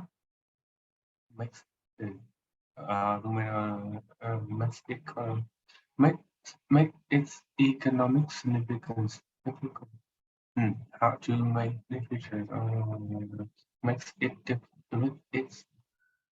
difficult to ascertain. Nhưng mà Vinh ơi, bây giờ trước khi cô nhờ Vinh dịch cả câu thì cô nhờ Vinh đoán nghĩa nhá. Đi thi thì chắc chắn là không cần phải từ nào cũng biết đâu, mà mình đoán được là mình đã ok rồi. Vậy bây giờ cô muốn hỏi Vinh này, từ này. Bình thường ấy, Vinh dịch nghĩa tính từ cho cô là gì? Là chắc chắn. Chắc chắn. Rồi, dịch nghĩa theo nghĩa đấy đi. Cứ đẩy về cái lớp nghĩa gần nhất mà mình biết, thế thì dịch xem. Hai đặc điểm chính của du lịch và ngành công nghiệp du lịch đã khiến cho tầm quan trọng về mặt kinh tế của nó khó vững bền được, khó chắc chắn. Đúng rồi, khó để biết chắc, đúng không em? Từ này là một động từ thôi. Từ này là một động từ khó để biết chắc, mình cứ dịch như vậy. Từ certain là chắc chắn mà, bằng cái từ sure. Thì ascertain là be sure of something. Or to understand something correctly. Thế thì ở đây cứ dịch là khó để xác định được, khó để biết chắc. Thế thì có một bạn đã hỏi cô về câu số 8. Thì bây giờ cô chữa nốt câu số 8 thôi. Cảm ơn Vinh. Như vậy là ngành du lịch á, nó rất là quan trọng. Nhưng mà trước khi mà em học với cô ấy thì em nghĩ chứ quan trọng gì, vớ vẩn ấy, toàn đi du lịch thì chụp ảnh, quan trọng gì đâu. Tức là vậy tại sao mà cái economic significance của nó khổng lồ như vậy, mà trước khi học buổi này có thể rất nhiều em sẽ không hề nghĩ rằng đây là một trong những ngành công nghiệp lớn nhất thế giới, tạo công ăn việc làm lớn nhất thế giới và đóng góp lượng thu thuế lớn nhất thế giới so với các ngành khác không ăn thua nhá. Đấy, thế thì tại sao, liệu nó có những cái đặc điểm gì để khiến cho cái tầm ảnh hưởng về mặt kinh tế của ngành du lịch quá khó để xác định như vậy, quá khó để be certain of, be sure of, to be found out, to be ascertained. Vậy thì chúng ta sẽ, câu này là true, và cô sẽ giải thích đáp án nhé. Nó có một vài cái đặc điểm như thế này em này. Nó có một vài đặc điểm.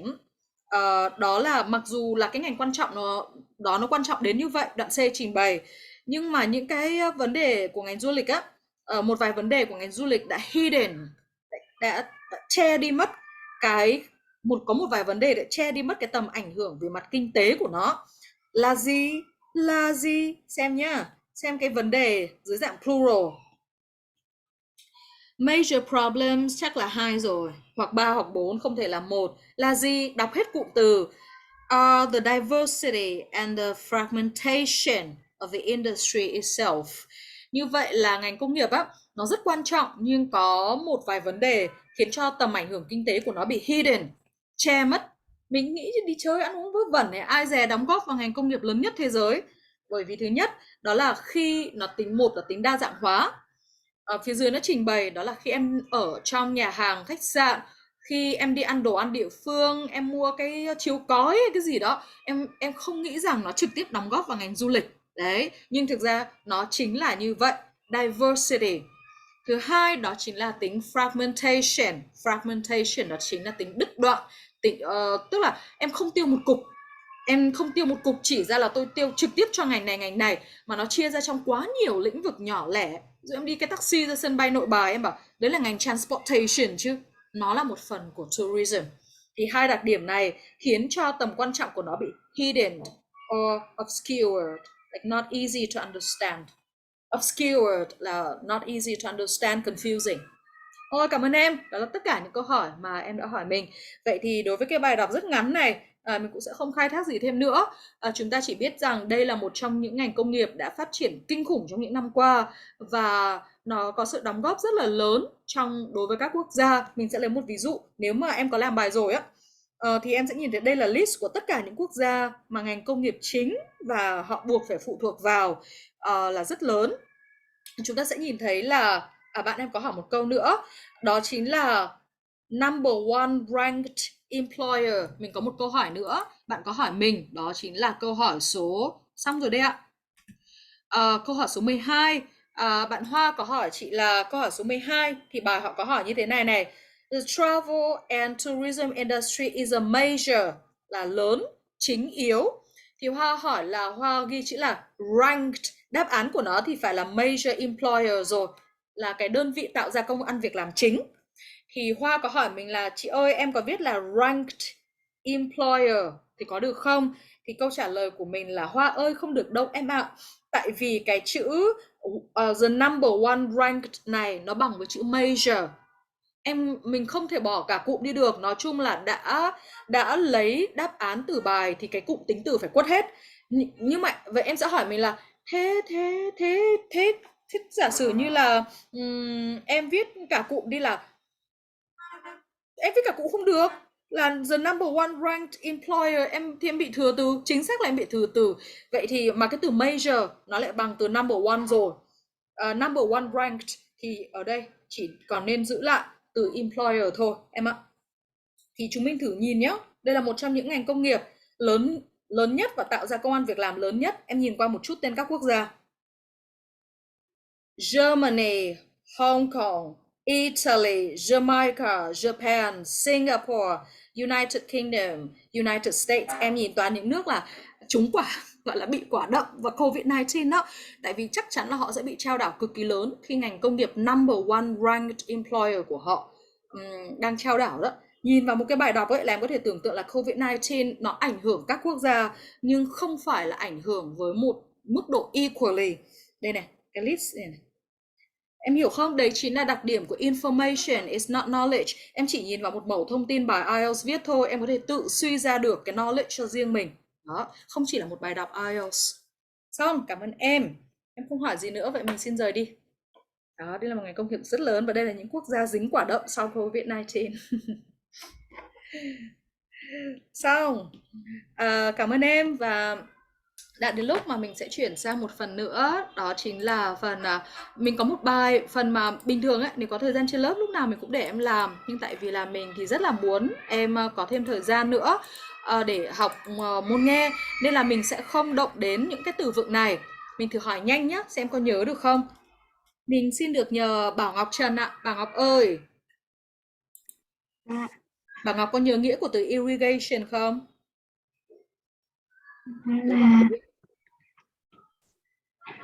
Gì nhỉ? Nhớ không?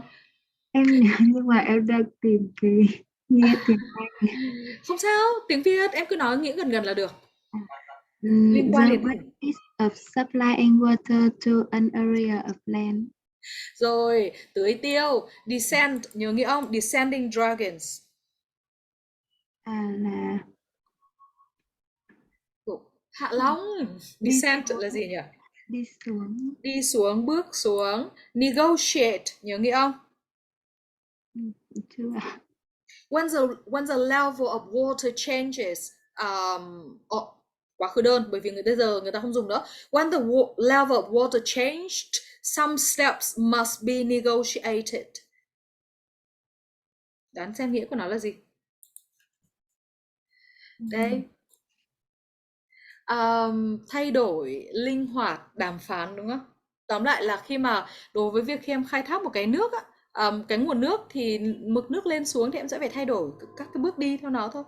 Rồi, cô cảm ơn. Hay là ví dụ drought, hay là flood to, hay là shelter. Mình nghĩ rằng là đây đều là những từ mà mình đã chọn sẵn ra cho em để em có thể làm hoạt động matching cho lúc ở nhà nhé. Rồi, xin mời em hãy ở nhà học từ và mình sẽ có thiết kế game vào buổi sau cho em. Đây là phần từ vựng mà em có thể học được sau bài về nhà. Nhớ làm bài nào dùm mình nhá. Ok, cảm ơn em. Thế thì bây giờ chúng mình sẽ bước sang phần số 2. Phần số 2 ngày hôm nay thì chúng mình sẽ xây từ vựng cho môn nghe. Và ngày hôm nay thì tất nhiên rồi. Em ơi, cô không cho em giờ break đâu. Tại vì là cô bị hết thờ. Cô không cho em giờ break đâu. Nên là nếu em muốn thì em cứ đứng lên để nghỉ ngơi một chút. Vậy còn phần ngày hôm nay thì cô sẽ xin được di chuyển sang phần bài nghe. Bây giờ. And yes, I will change to English. Let me share my screen, everybody. Let me share my screen. And so we're done with the first part of the lesson, correcting your reading homework. Now let's move to our listening activity. And because I will not give you a break, so if you want to stand up, stretch your legs, run to the bathroom, or have something to drink, yes, feel free to first inform me so that I will not keep asking you or nominating you to answer a question. Then yes, feel free to go. Now, a quick reminder, everybody, we are now at IELTS section 1 and we have learned 3 topics. Let's check whether or not you remember the 3 topics that we have learned. I would like to ask Trịnh Thu, can you please tell us about the 3 topics that we have learned? Renting house, Renting a house or a flat, very good. What else? traveling, Traveling, correct. And what's the last one? Looking for or inquiring about a job. a job, exactly, a part-time job. Thank you. So everybody, today we'll move to topic number 4, right? And I will skip the part where you will have a game. You will have a game later, but now we'll have a speaking activity. Oh, I have a problem with my with numbering. Now we have a speaking activity, and our speaking activity will be about shopping and your shopping experience. Sometimes if you are lucky enough, you will be very satisfied with the product or the service that you bought or you purchased. Sometimes you can be not that kind of lucky. You may bought something and then you realize that there was something wrong with the product and you would like to complain or report a problem. So today we'll learn about how to make a complaint and how to report a problem appropriately if there's something wrong with the product or the service that you purchased or consumed. Thank you, everybody. And I know that after a long reading activity, you may feel very tired. So now let's move to a part where you can chat for a while. So let's wait for me for about 5 seconds to send you guys a very first file. And please remember that this is a speaking activity to get you to think about the listening context. These questions are not necessarily IELTS speaking questions. Enjoy talking, and you don't have to follow any rules in IELTS speaking. This is not a speaking class. Enjoy chatting around with your friends and show willingness to chat around and to speak English. Okay. Anne, hi Anne, I need your help. Anne, can you please check the chat box and tell us what you see? Hello, Yes. I see speaking activity. Yes. Thank you. The name is pretty short. Everybody, let's get the file in the chat box. When you open the file, you will see 8 questions, right? 8 questions. Ask your friend any question. You don't choose a random question to ask your friend, and you don't need to go top down. Thank you. You have 5 minutes. Now I will send you into 6 different breakout rooms. Let's say smaller rooms so that you will have more chances to practice speaking. Okay, let's go. Hi everybody, welcome back, and I hope that after having a chat with your friends, you felt much better now, and hope that you are ready for your listening activity. Yes, that's the context that you will, that's our listening context. People will go shopping, they will purchase or buy something new, but unfortunately, some people will be unhappy, disappointed, and dissatisfied with what they bought. But in order to follow a conversation, conversation effectively, it's very important that you have enough vocabulary.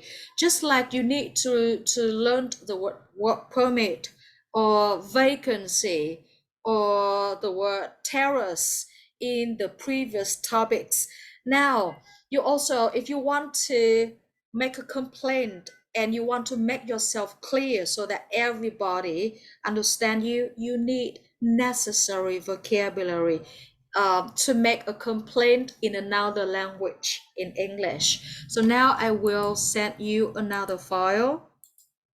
And you will need to complete a matching activity. So purpose of this activity is to provide you sufficient vocabulary, enough vocabulary to complete your listening task.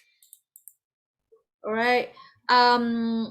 Everybody, let's get the file in the chat box. Now I need your help. Đức Anh, can you please help us? You are using a phone. I'm afraid that you will not be able to receive the file. So maybe I will need Ngọc Hà. Hi Ngọc Hà. Ngọc Hà, can you please check the chat box and tell us what you see? Yeah, the file lesson 6 matching activity customer complaints. Yes, thank you Ngọc Hà. Now when you guys open the file, you will see this, a table of vocabulary. There are words that you will never use when you live here in Vietnam. Of course, you speak Vietnamese here, but you need to know them if or when you go overseas and you want to, exchange or return a product. Now there are 12 words. Today we have more words than usual. You will need to match the words here with their meanings.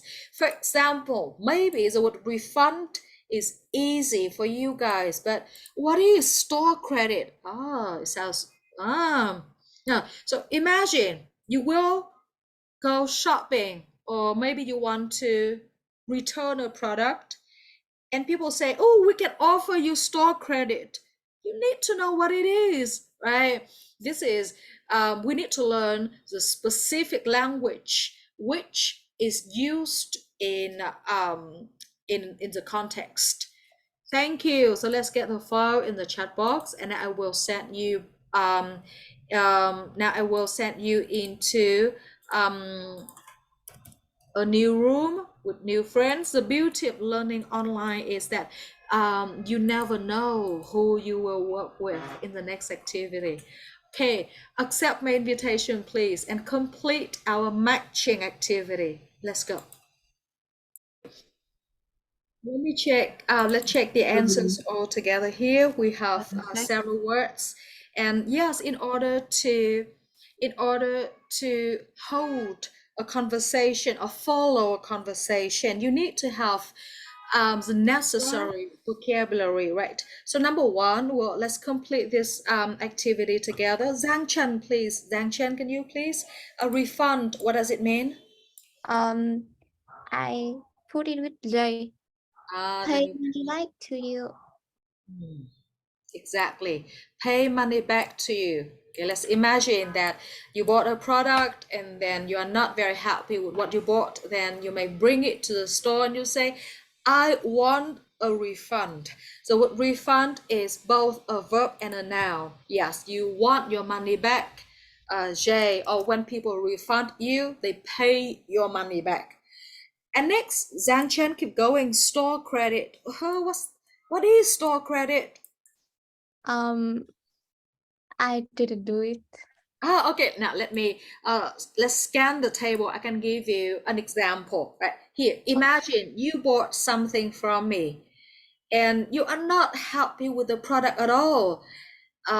Then you go to my store, and then you say, I want a refund. And then I may say something, oh, I'm sorry, miss. We can't give you a refund. The store manager is not here. There's nothing I can do, but we can offer you store credit. Let's go into our shop and let's choose something that you like. Oh, from my example, let's guess what is store credit. I Zhang? think it is L. L, let's see. L. Exactly, correct. Thank you, Zhang, correct. So everybody, when people give you store credit, it means that they give you usually a piece of paper saying or promising that you can go back to the store and you can buy other products of the same value. Basically, they will not give you your money back. No, they won't. For example, you bought a pair of shoes, and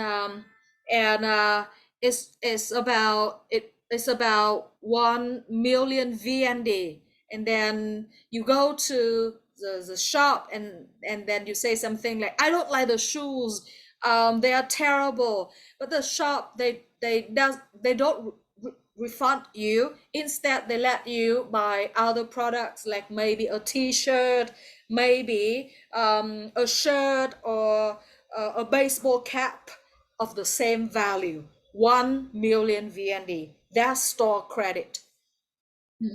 The store provides you credit to buy other products, and they will not refund you. That is that. L. Thank you, Zhang. Next, let's move on. Let's discuss the word scratch. Ho Chang, please. Ho Chang. Hello, Ho Chang, please. Scratch. What does it mean? I think it's A. Letter A. Sorry. Yeah. And Chang, the word scratch, does it mean a small damage or a very big damage? Small damage. Yes, usually it's a small cut or small damage on the surface of something. And Chang, is a scratch serious? Sorry, can you repeat it? If there is a scratch on the product that you buy, is it a serious? Is it something serious? Yes. Because I think kiểu khó tính ạ.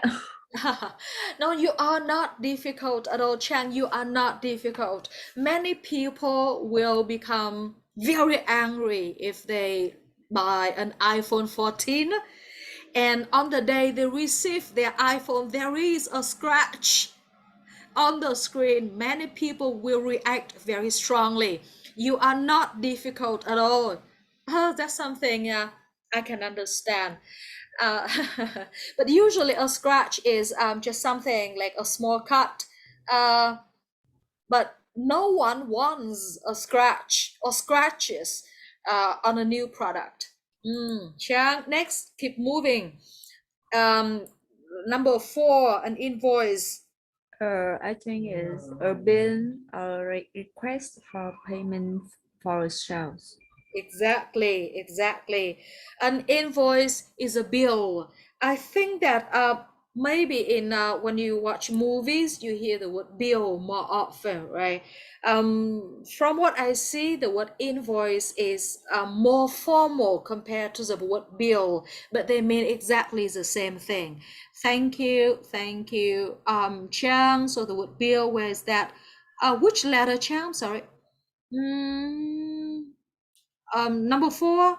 Which letter, Chang? Letter. Hello. I think which letter? I'm sorry. Con xem mình ngồi mình vào xong mình ngồi cầm xem mình không để Oh, here. It's not done. Letter H. But thank you. So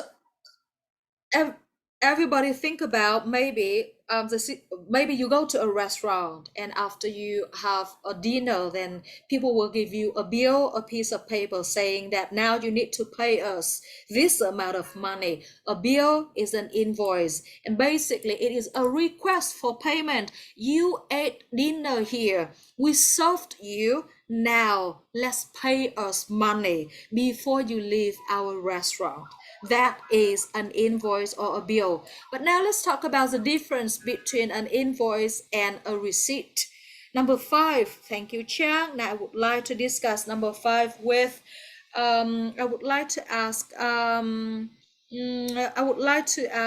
Anh, please. Number 5, receipt. Letter P is silent.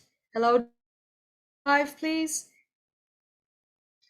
Đức Anh, hi, Đức Anh, unmute yourself. You need to unmute yourself.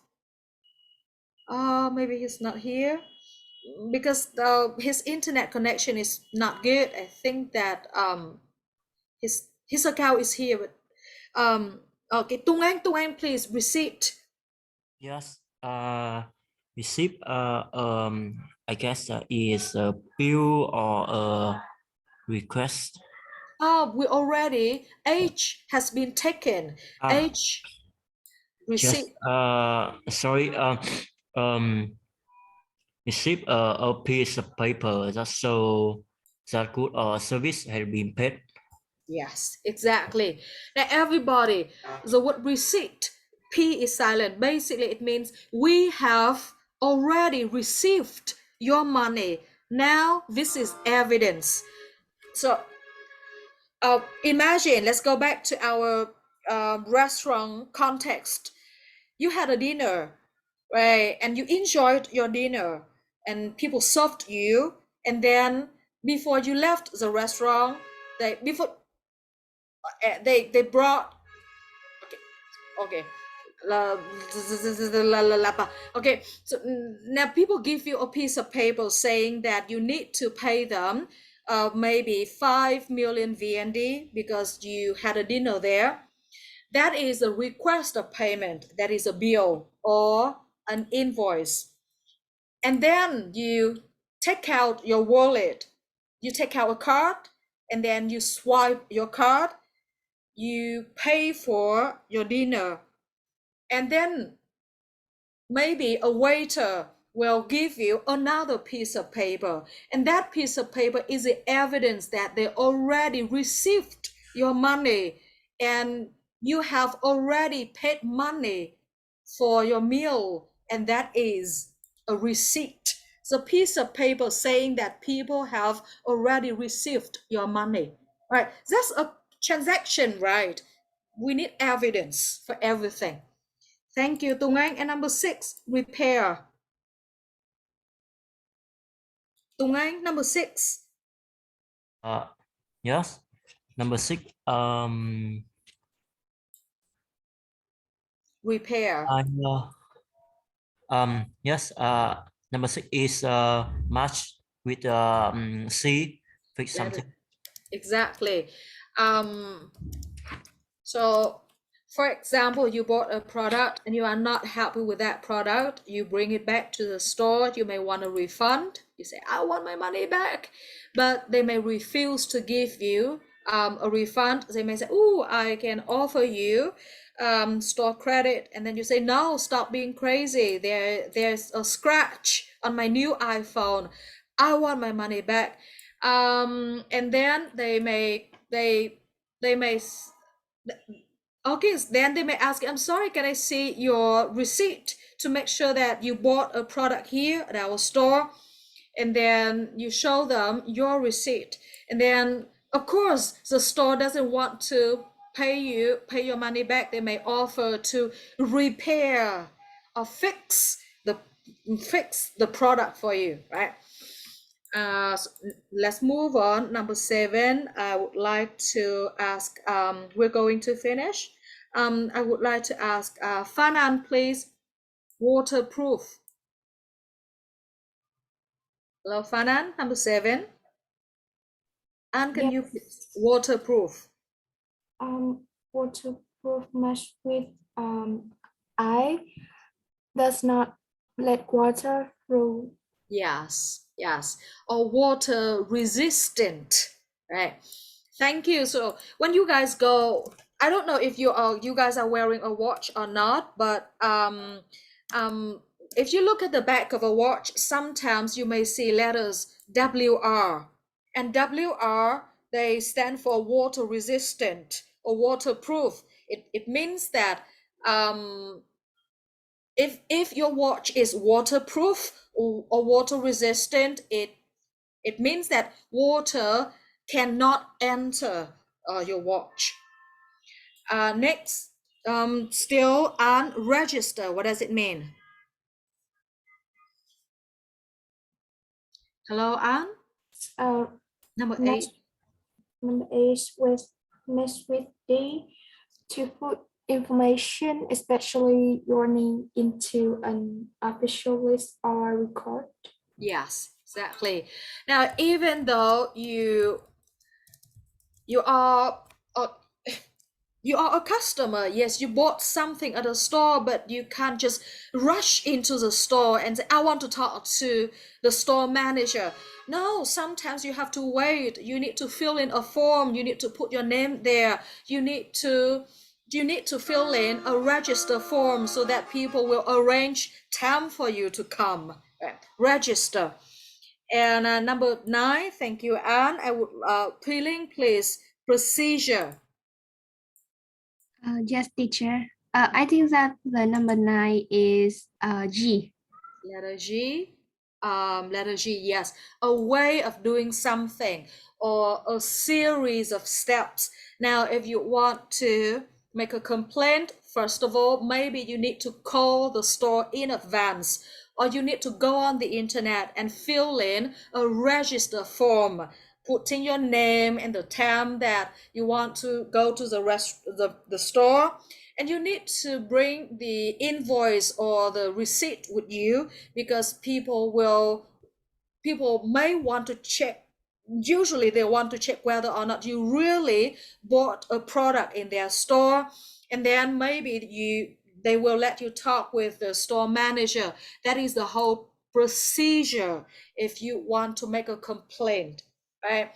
And then they may offer you a refund, or they may offer to repair your product, or store credit.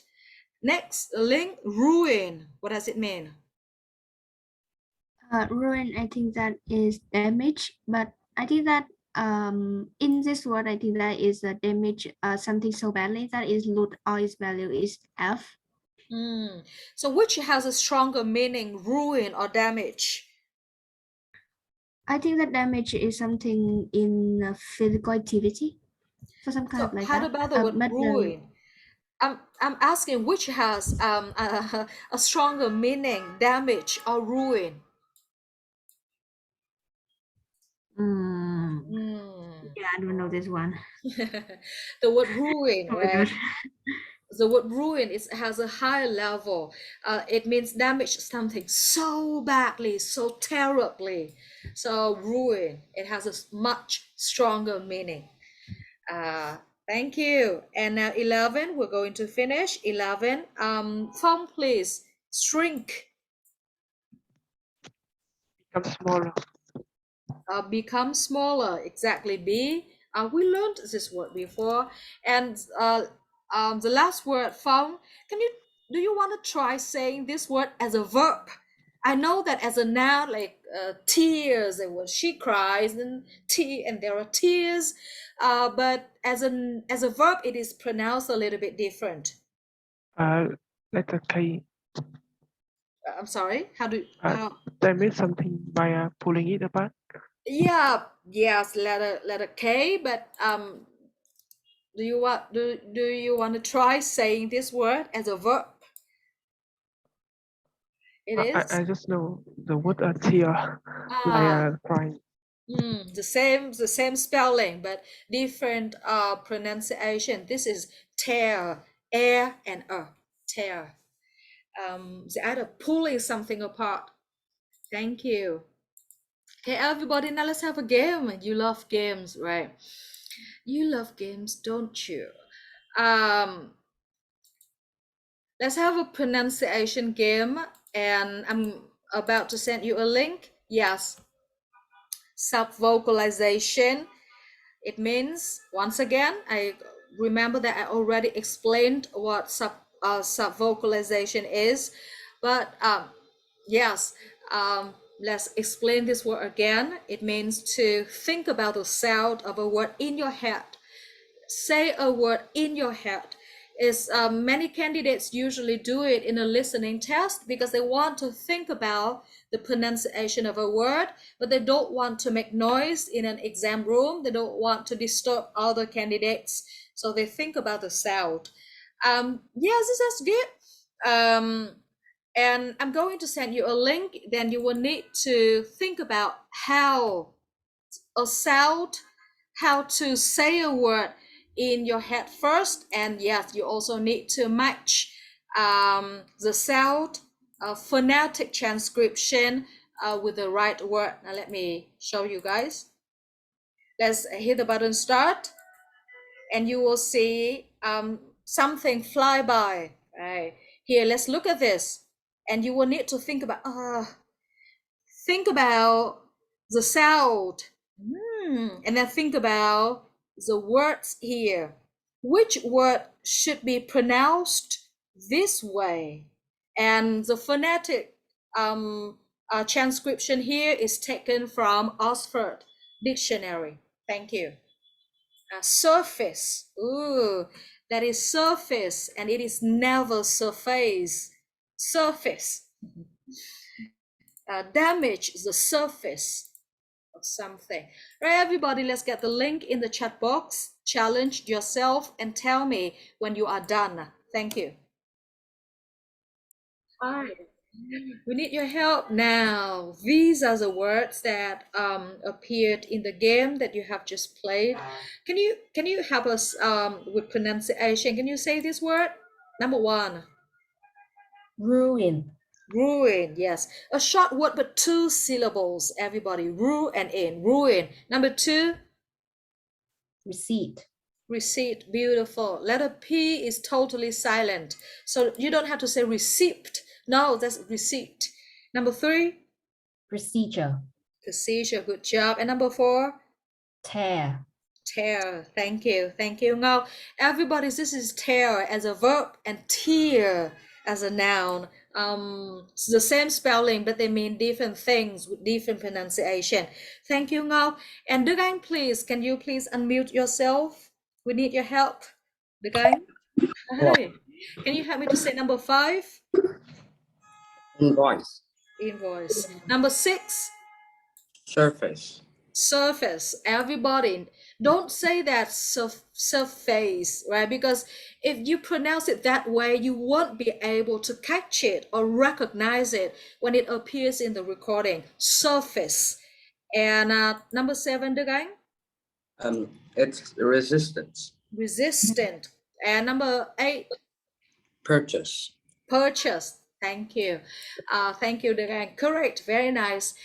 This word, everybody, I remember that I had the chance to taught students, a group of students, business who studied business, and the whole group pronounced this word purchase. No, it is purchase. Okay, so purchase, the and purchase, and and surface. Thank you. So that's pronunciation. You should be aware of that because if we say a word wrongly, it's unlikely that we will be able to catch it when it is being mentioned or pronounced in a recording. I'm very sorry that I will finish about 10 minutes late. I don't want to do it, but there are things that I need, just one more thing that I need to discuss because it's related to your listening homework. Now, you see that what I do in this class is that I won't let you, I won't test your listening skills in class too much. Instead, I will provide you enough vocabulary, strategies, and knowledge so that you can go home and practice with testing materials at home. Why? Because I don't want to waste your time. I want to do for you things that you can't do at home. At home, you can work on testing materials, but there's no one to tell you what words to learn or what strategies or explain some kind of knowledge to you. And that is why, yes, please go home and do your homework with the vocabulary and strategies that I already help you to build in class. Just one more activity. Your homework will be a little bit related to opening a bank account.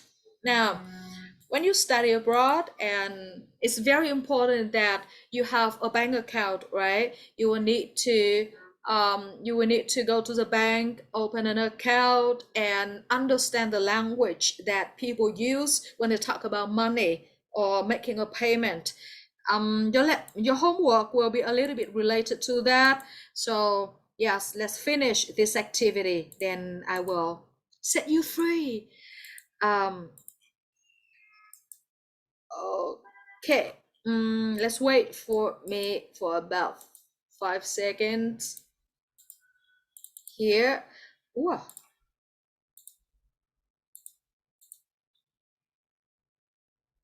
Oh, here it is. All right. Hello, Tuha. Tuha, can you please help us check the chat box and tell us what you see? Okay. I see at the bank vocabulary. Yes, thank you. Oh, thank you, Ha. So your child is sitting next to you. And everybody, this is our final activity. It won't be heavy, I promise. Let's open the file in the chat box and you will see this. Here, you will see a photo and a question. What is a check? What is a check? Like when you watch movies, sometimes people say, let me write you a check. So what is a check? And there are two ways to write this word. There are different payment methods. People may use cash. People may pay money online, but sometimes you also hear people say, oh, can I pay by check? Or let me write you a check. So what is a check? All right, ask your friends first. Number two, what is a credit card? What is, okay, the answer is already here, I'm sorry. But then when you go to a bank to open an account, there are different types of account and you need to understand what they are. Now we have 6 phrases, noun phrases, and we also have definitions here. Match the words here with their definitions because some of the words here will appear in your listening homework. All right, and after we finish this activity, you will be free. Okay, let's get the file in the chat box and go to your breakout rooms. Ask your friends like about what is a check. If you know something, share with your friends.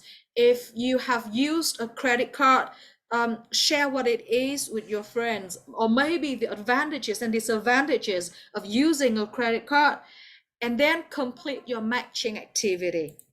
All right, everybody, accept my invitation. This is a final activity. Thank you.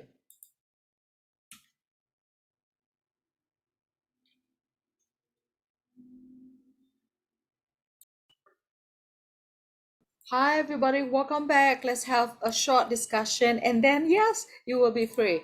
Now, number one, in an IELTS listening test, sometimes you will hear people say pay by cash, pay by card, or pay by check. And there are two ways to write this word and what is a check. I will ask someone who didn't discuss much with her partner in her breakout room. Mai Chi, please, what is a check? Hello, Mai Chi. Cô nãy giờ bọn em làm bài 3. Okay, just have a guess. What is a check? What is a check, Chi?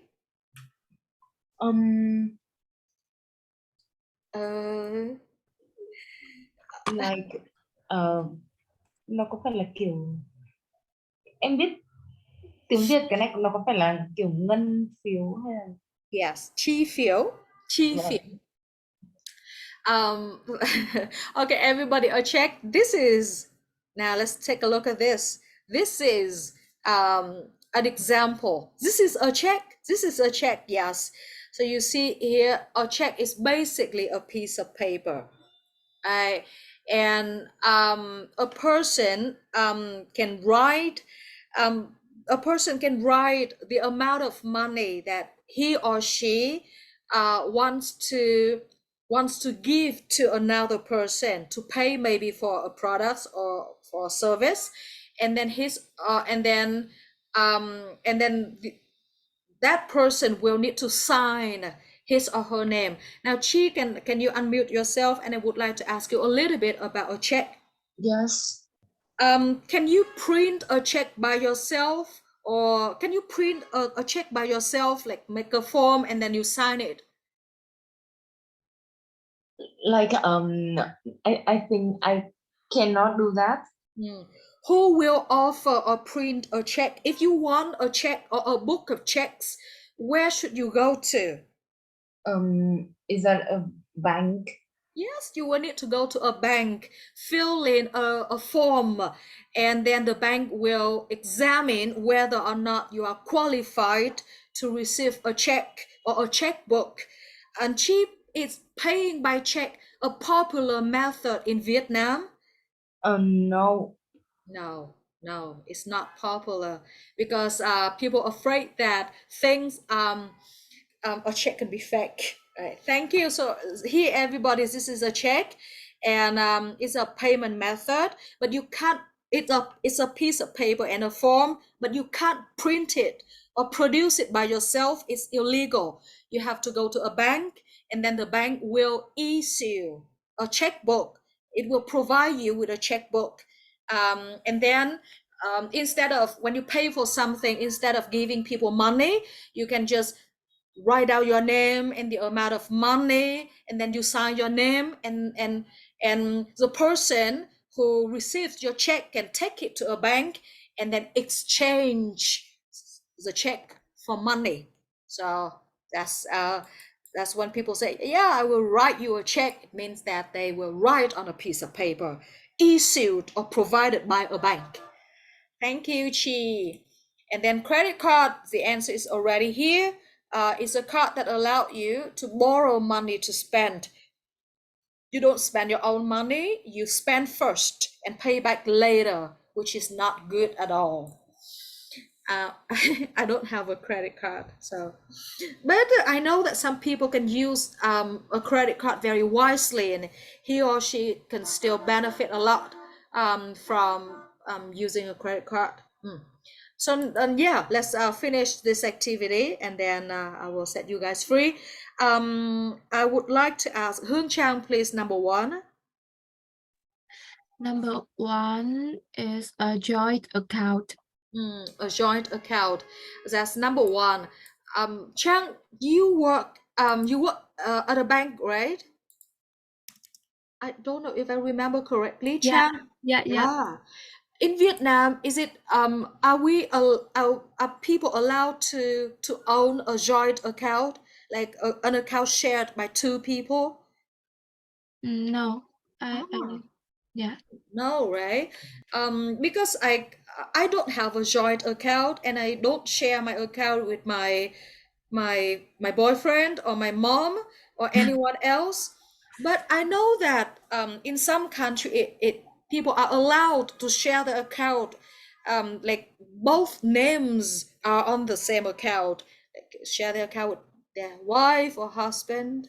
Oh, so a joint account is not very common in Vietnam. And Chang, number 2, please.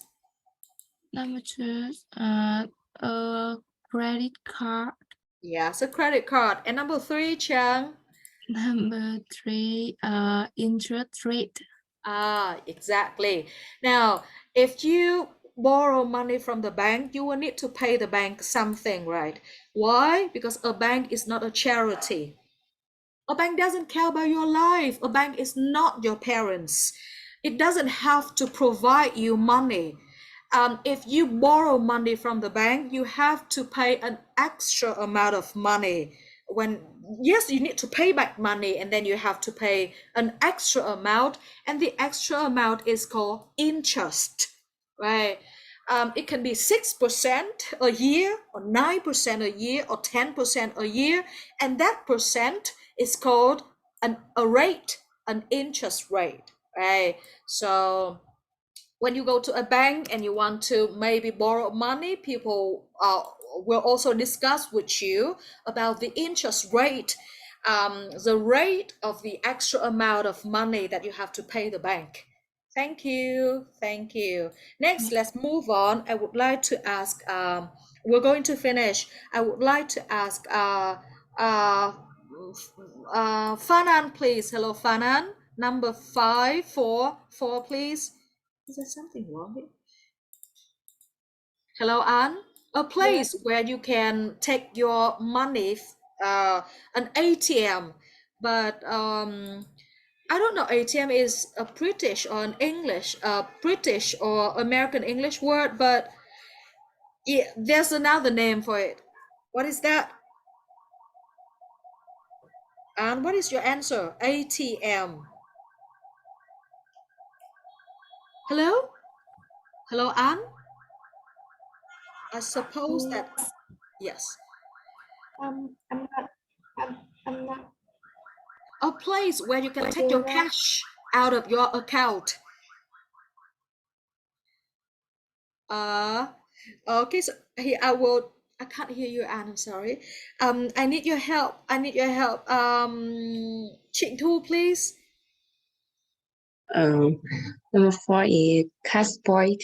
A cash point, a point where you can withdraw or take out your cash. Simple, right? A cash point. Yes, sometimes people may ask you, I'm sorry, where is the nearest ATM? Or they may also ask you, I'm sorry, where's the nearest cash point? And you know what they mean. So yes, cash point. Question number 5, 2. Is saving account. Saving account. A saving account. Now, if you put your money in a saving account, it means that you save money. It means that usually you will need to put your money. If you want to save money, you will need to put your money there for quite long. So maybe it's not for quite a long time. It's not a safe account. It is here. A current account. I have a current account right now. Like I can withdraw my money from my account anytime that I want. And many of you guys now are having a current account. You don't have to promise that you will leave your money there for 6 months or a year. You say, no, I need my money and I want to take my money out anytime I want. So you should open a current account. But let's remember that for your convenience of taking your money out anytime you want, you will not receive, you will receive no or little interest from the bank, right? Yeah, and thank you for informing me. That's it. And most of you guys, like the account that you use to buy things online, like the account that you use to pay money when you buy products on Shopee, those accounts are usually current accounts. But now, if you want some interest, like you give the bank money and the bank borrow money from you, right? Now they have to pay you an extra amount of money, interest. And if you want a high interest rate, you need to promise that you will leave your money at the bank for about a month or 6 months or a year, so that they will do something. They will take your money and invest it in some projects. That kind of account is called savings with letter S account. Okay, ladies and gentlemen, that's it. Now you will have 2 listening tasks for your homework. In one task, you will listen to a lady making a complaint about a camera that she bought, and she in her conversation, she sounds very, very disappointed. And the other listening homework will be about a man coming from the Philippines, I think, and he will go to a bank because he wants to open a bank account, and the person there will walk him through different types of accounts, and he will also talk about interest rates. Thank you. Okay. Sorry for finishing the lesson late. Now you guys are free to leave. If you have any questions, you can stay here to ask. And Zhang, I hope that you will get better soon. Take a good rest. Thank you.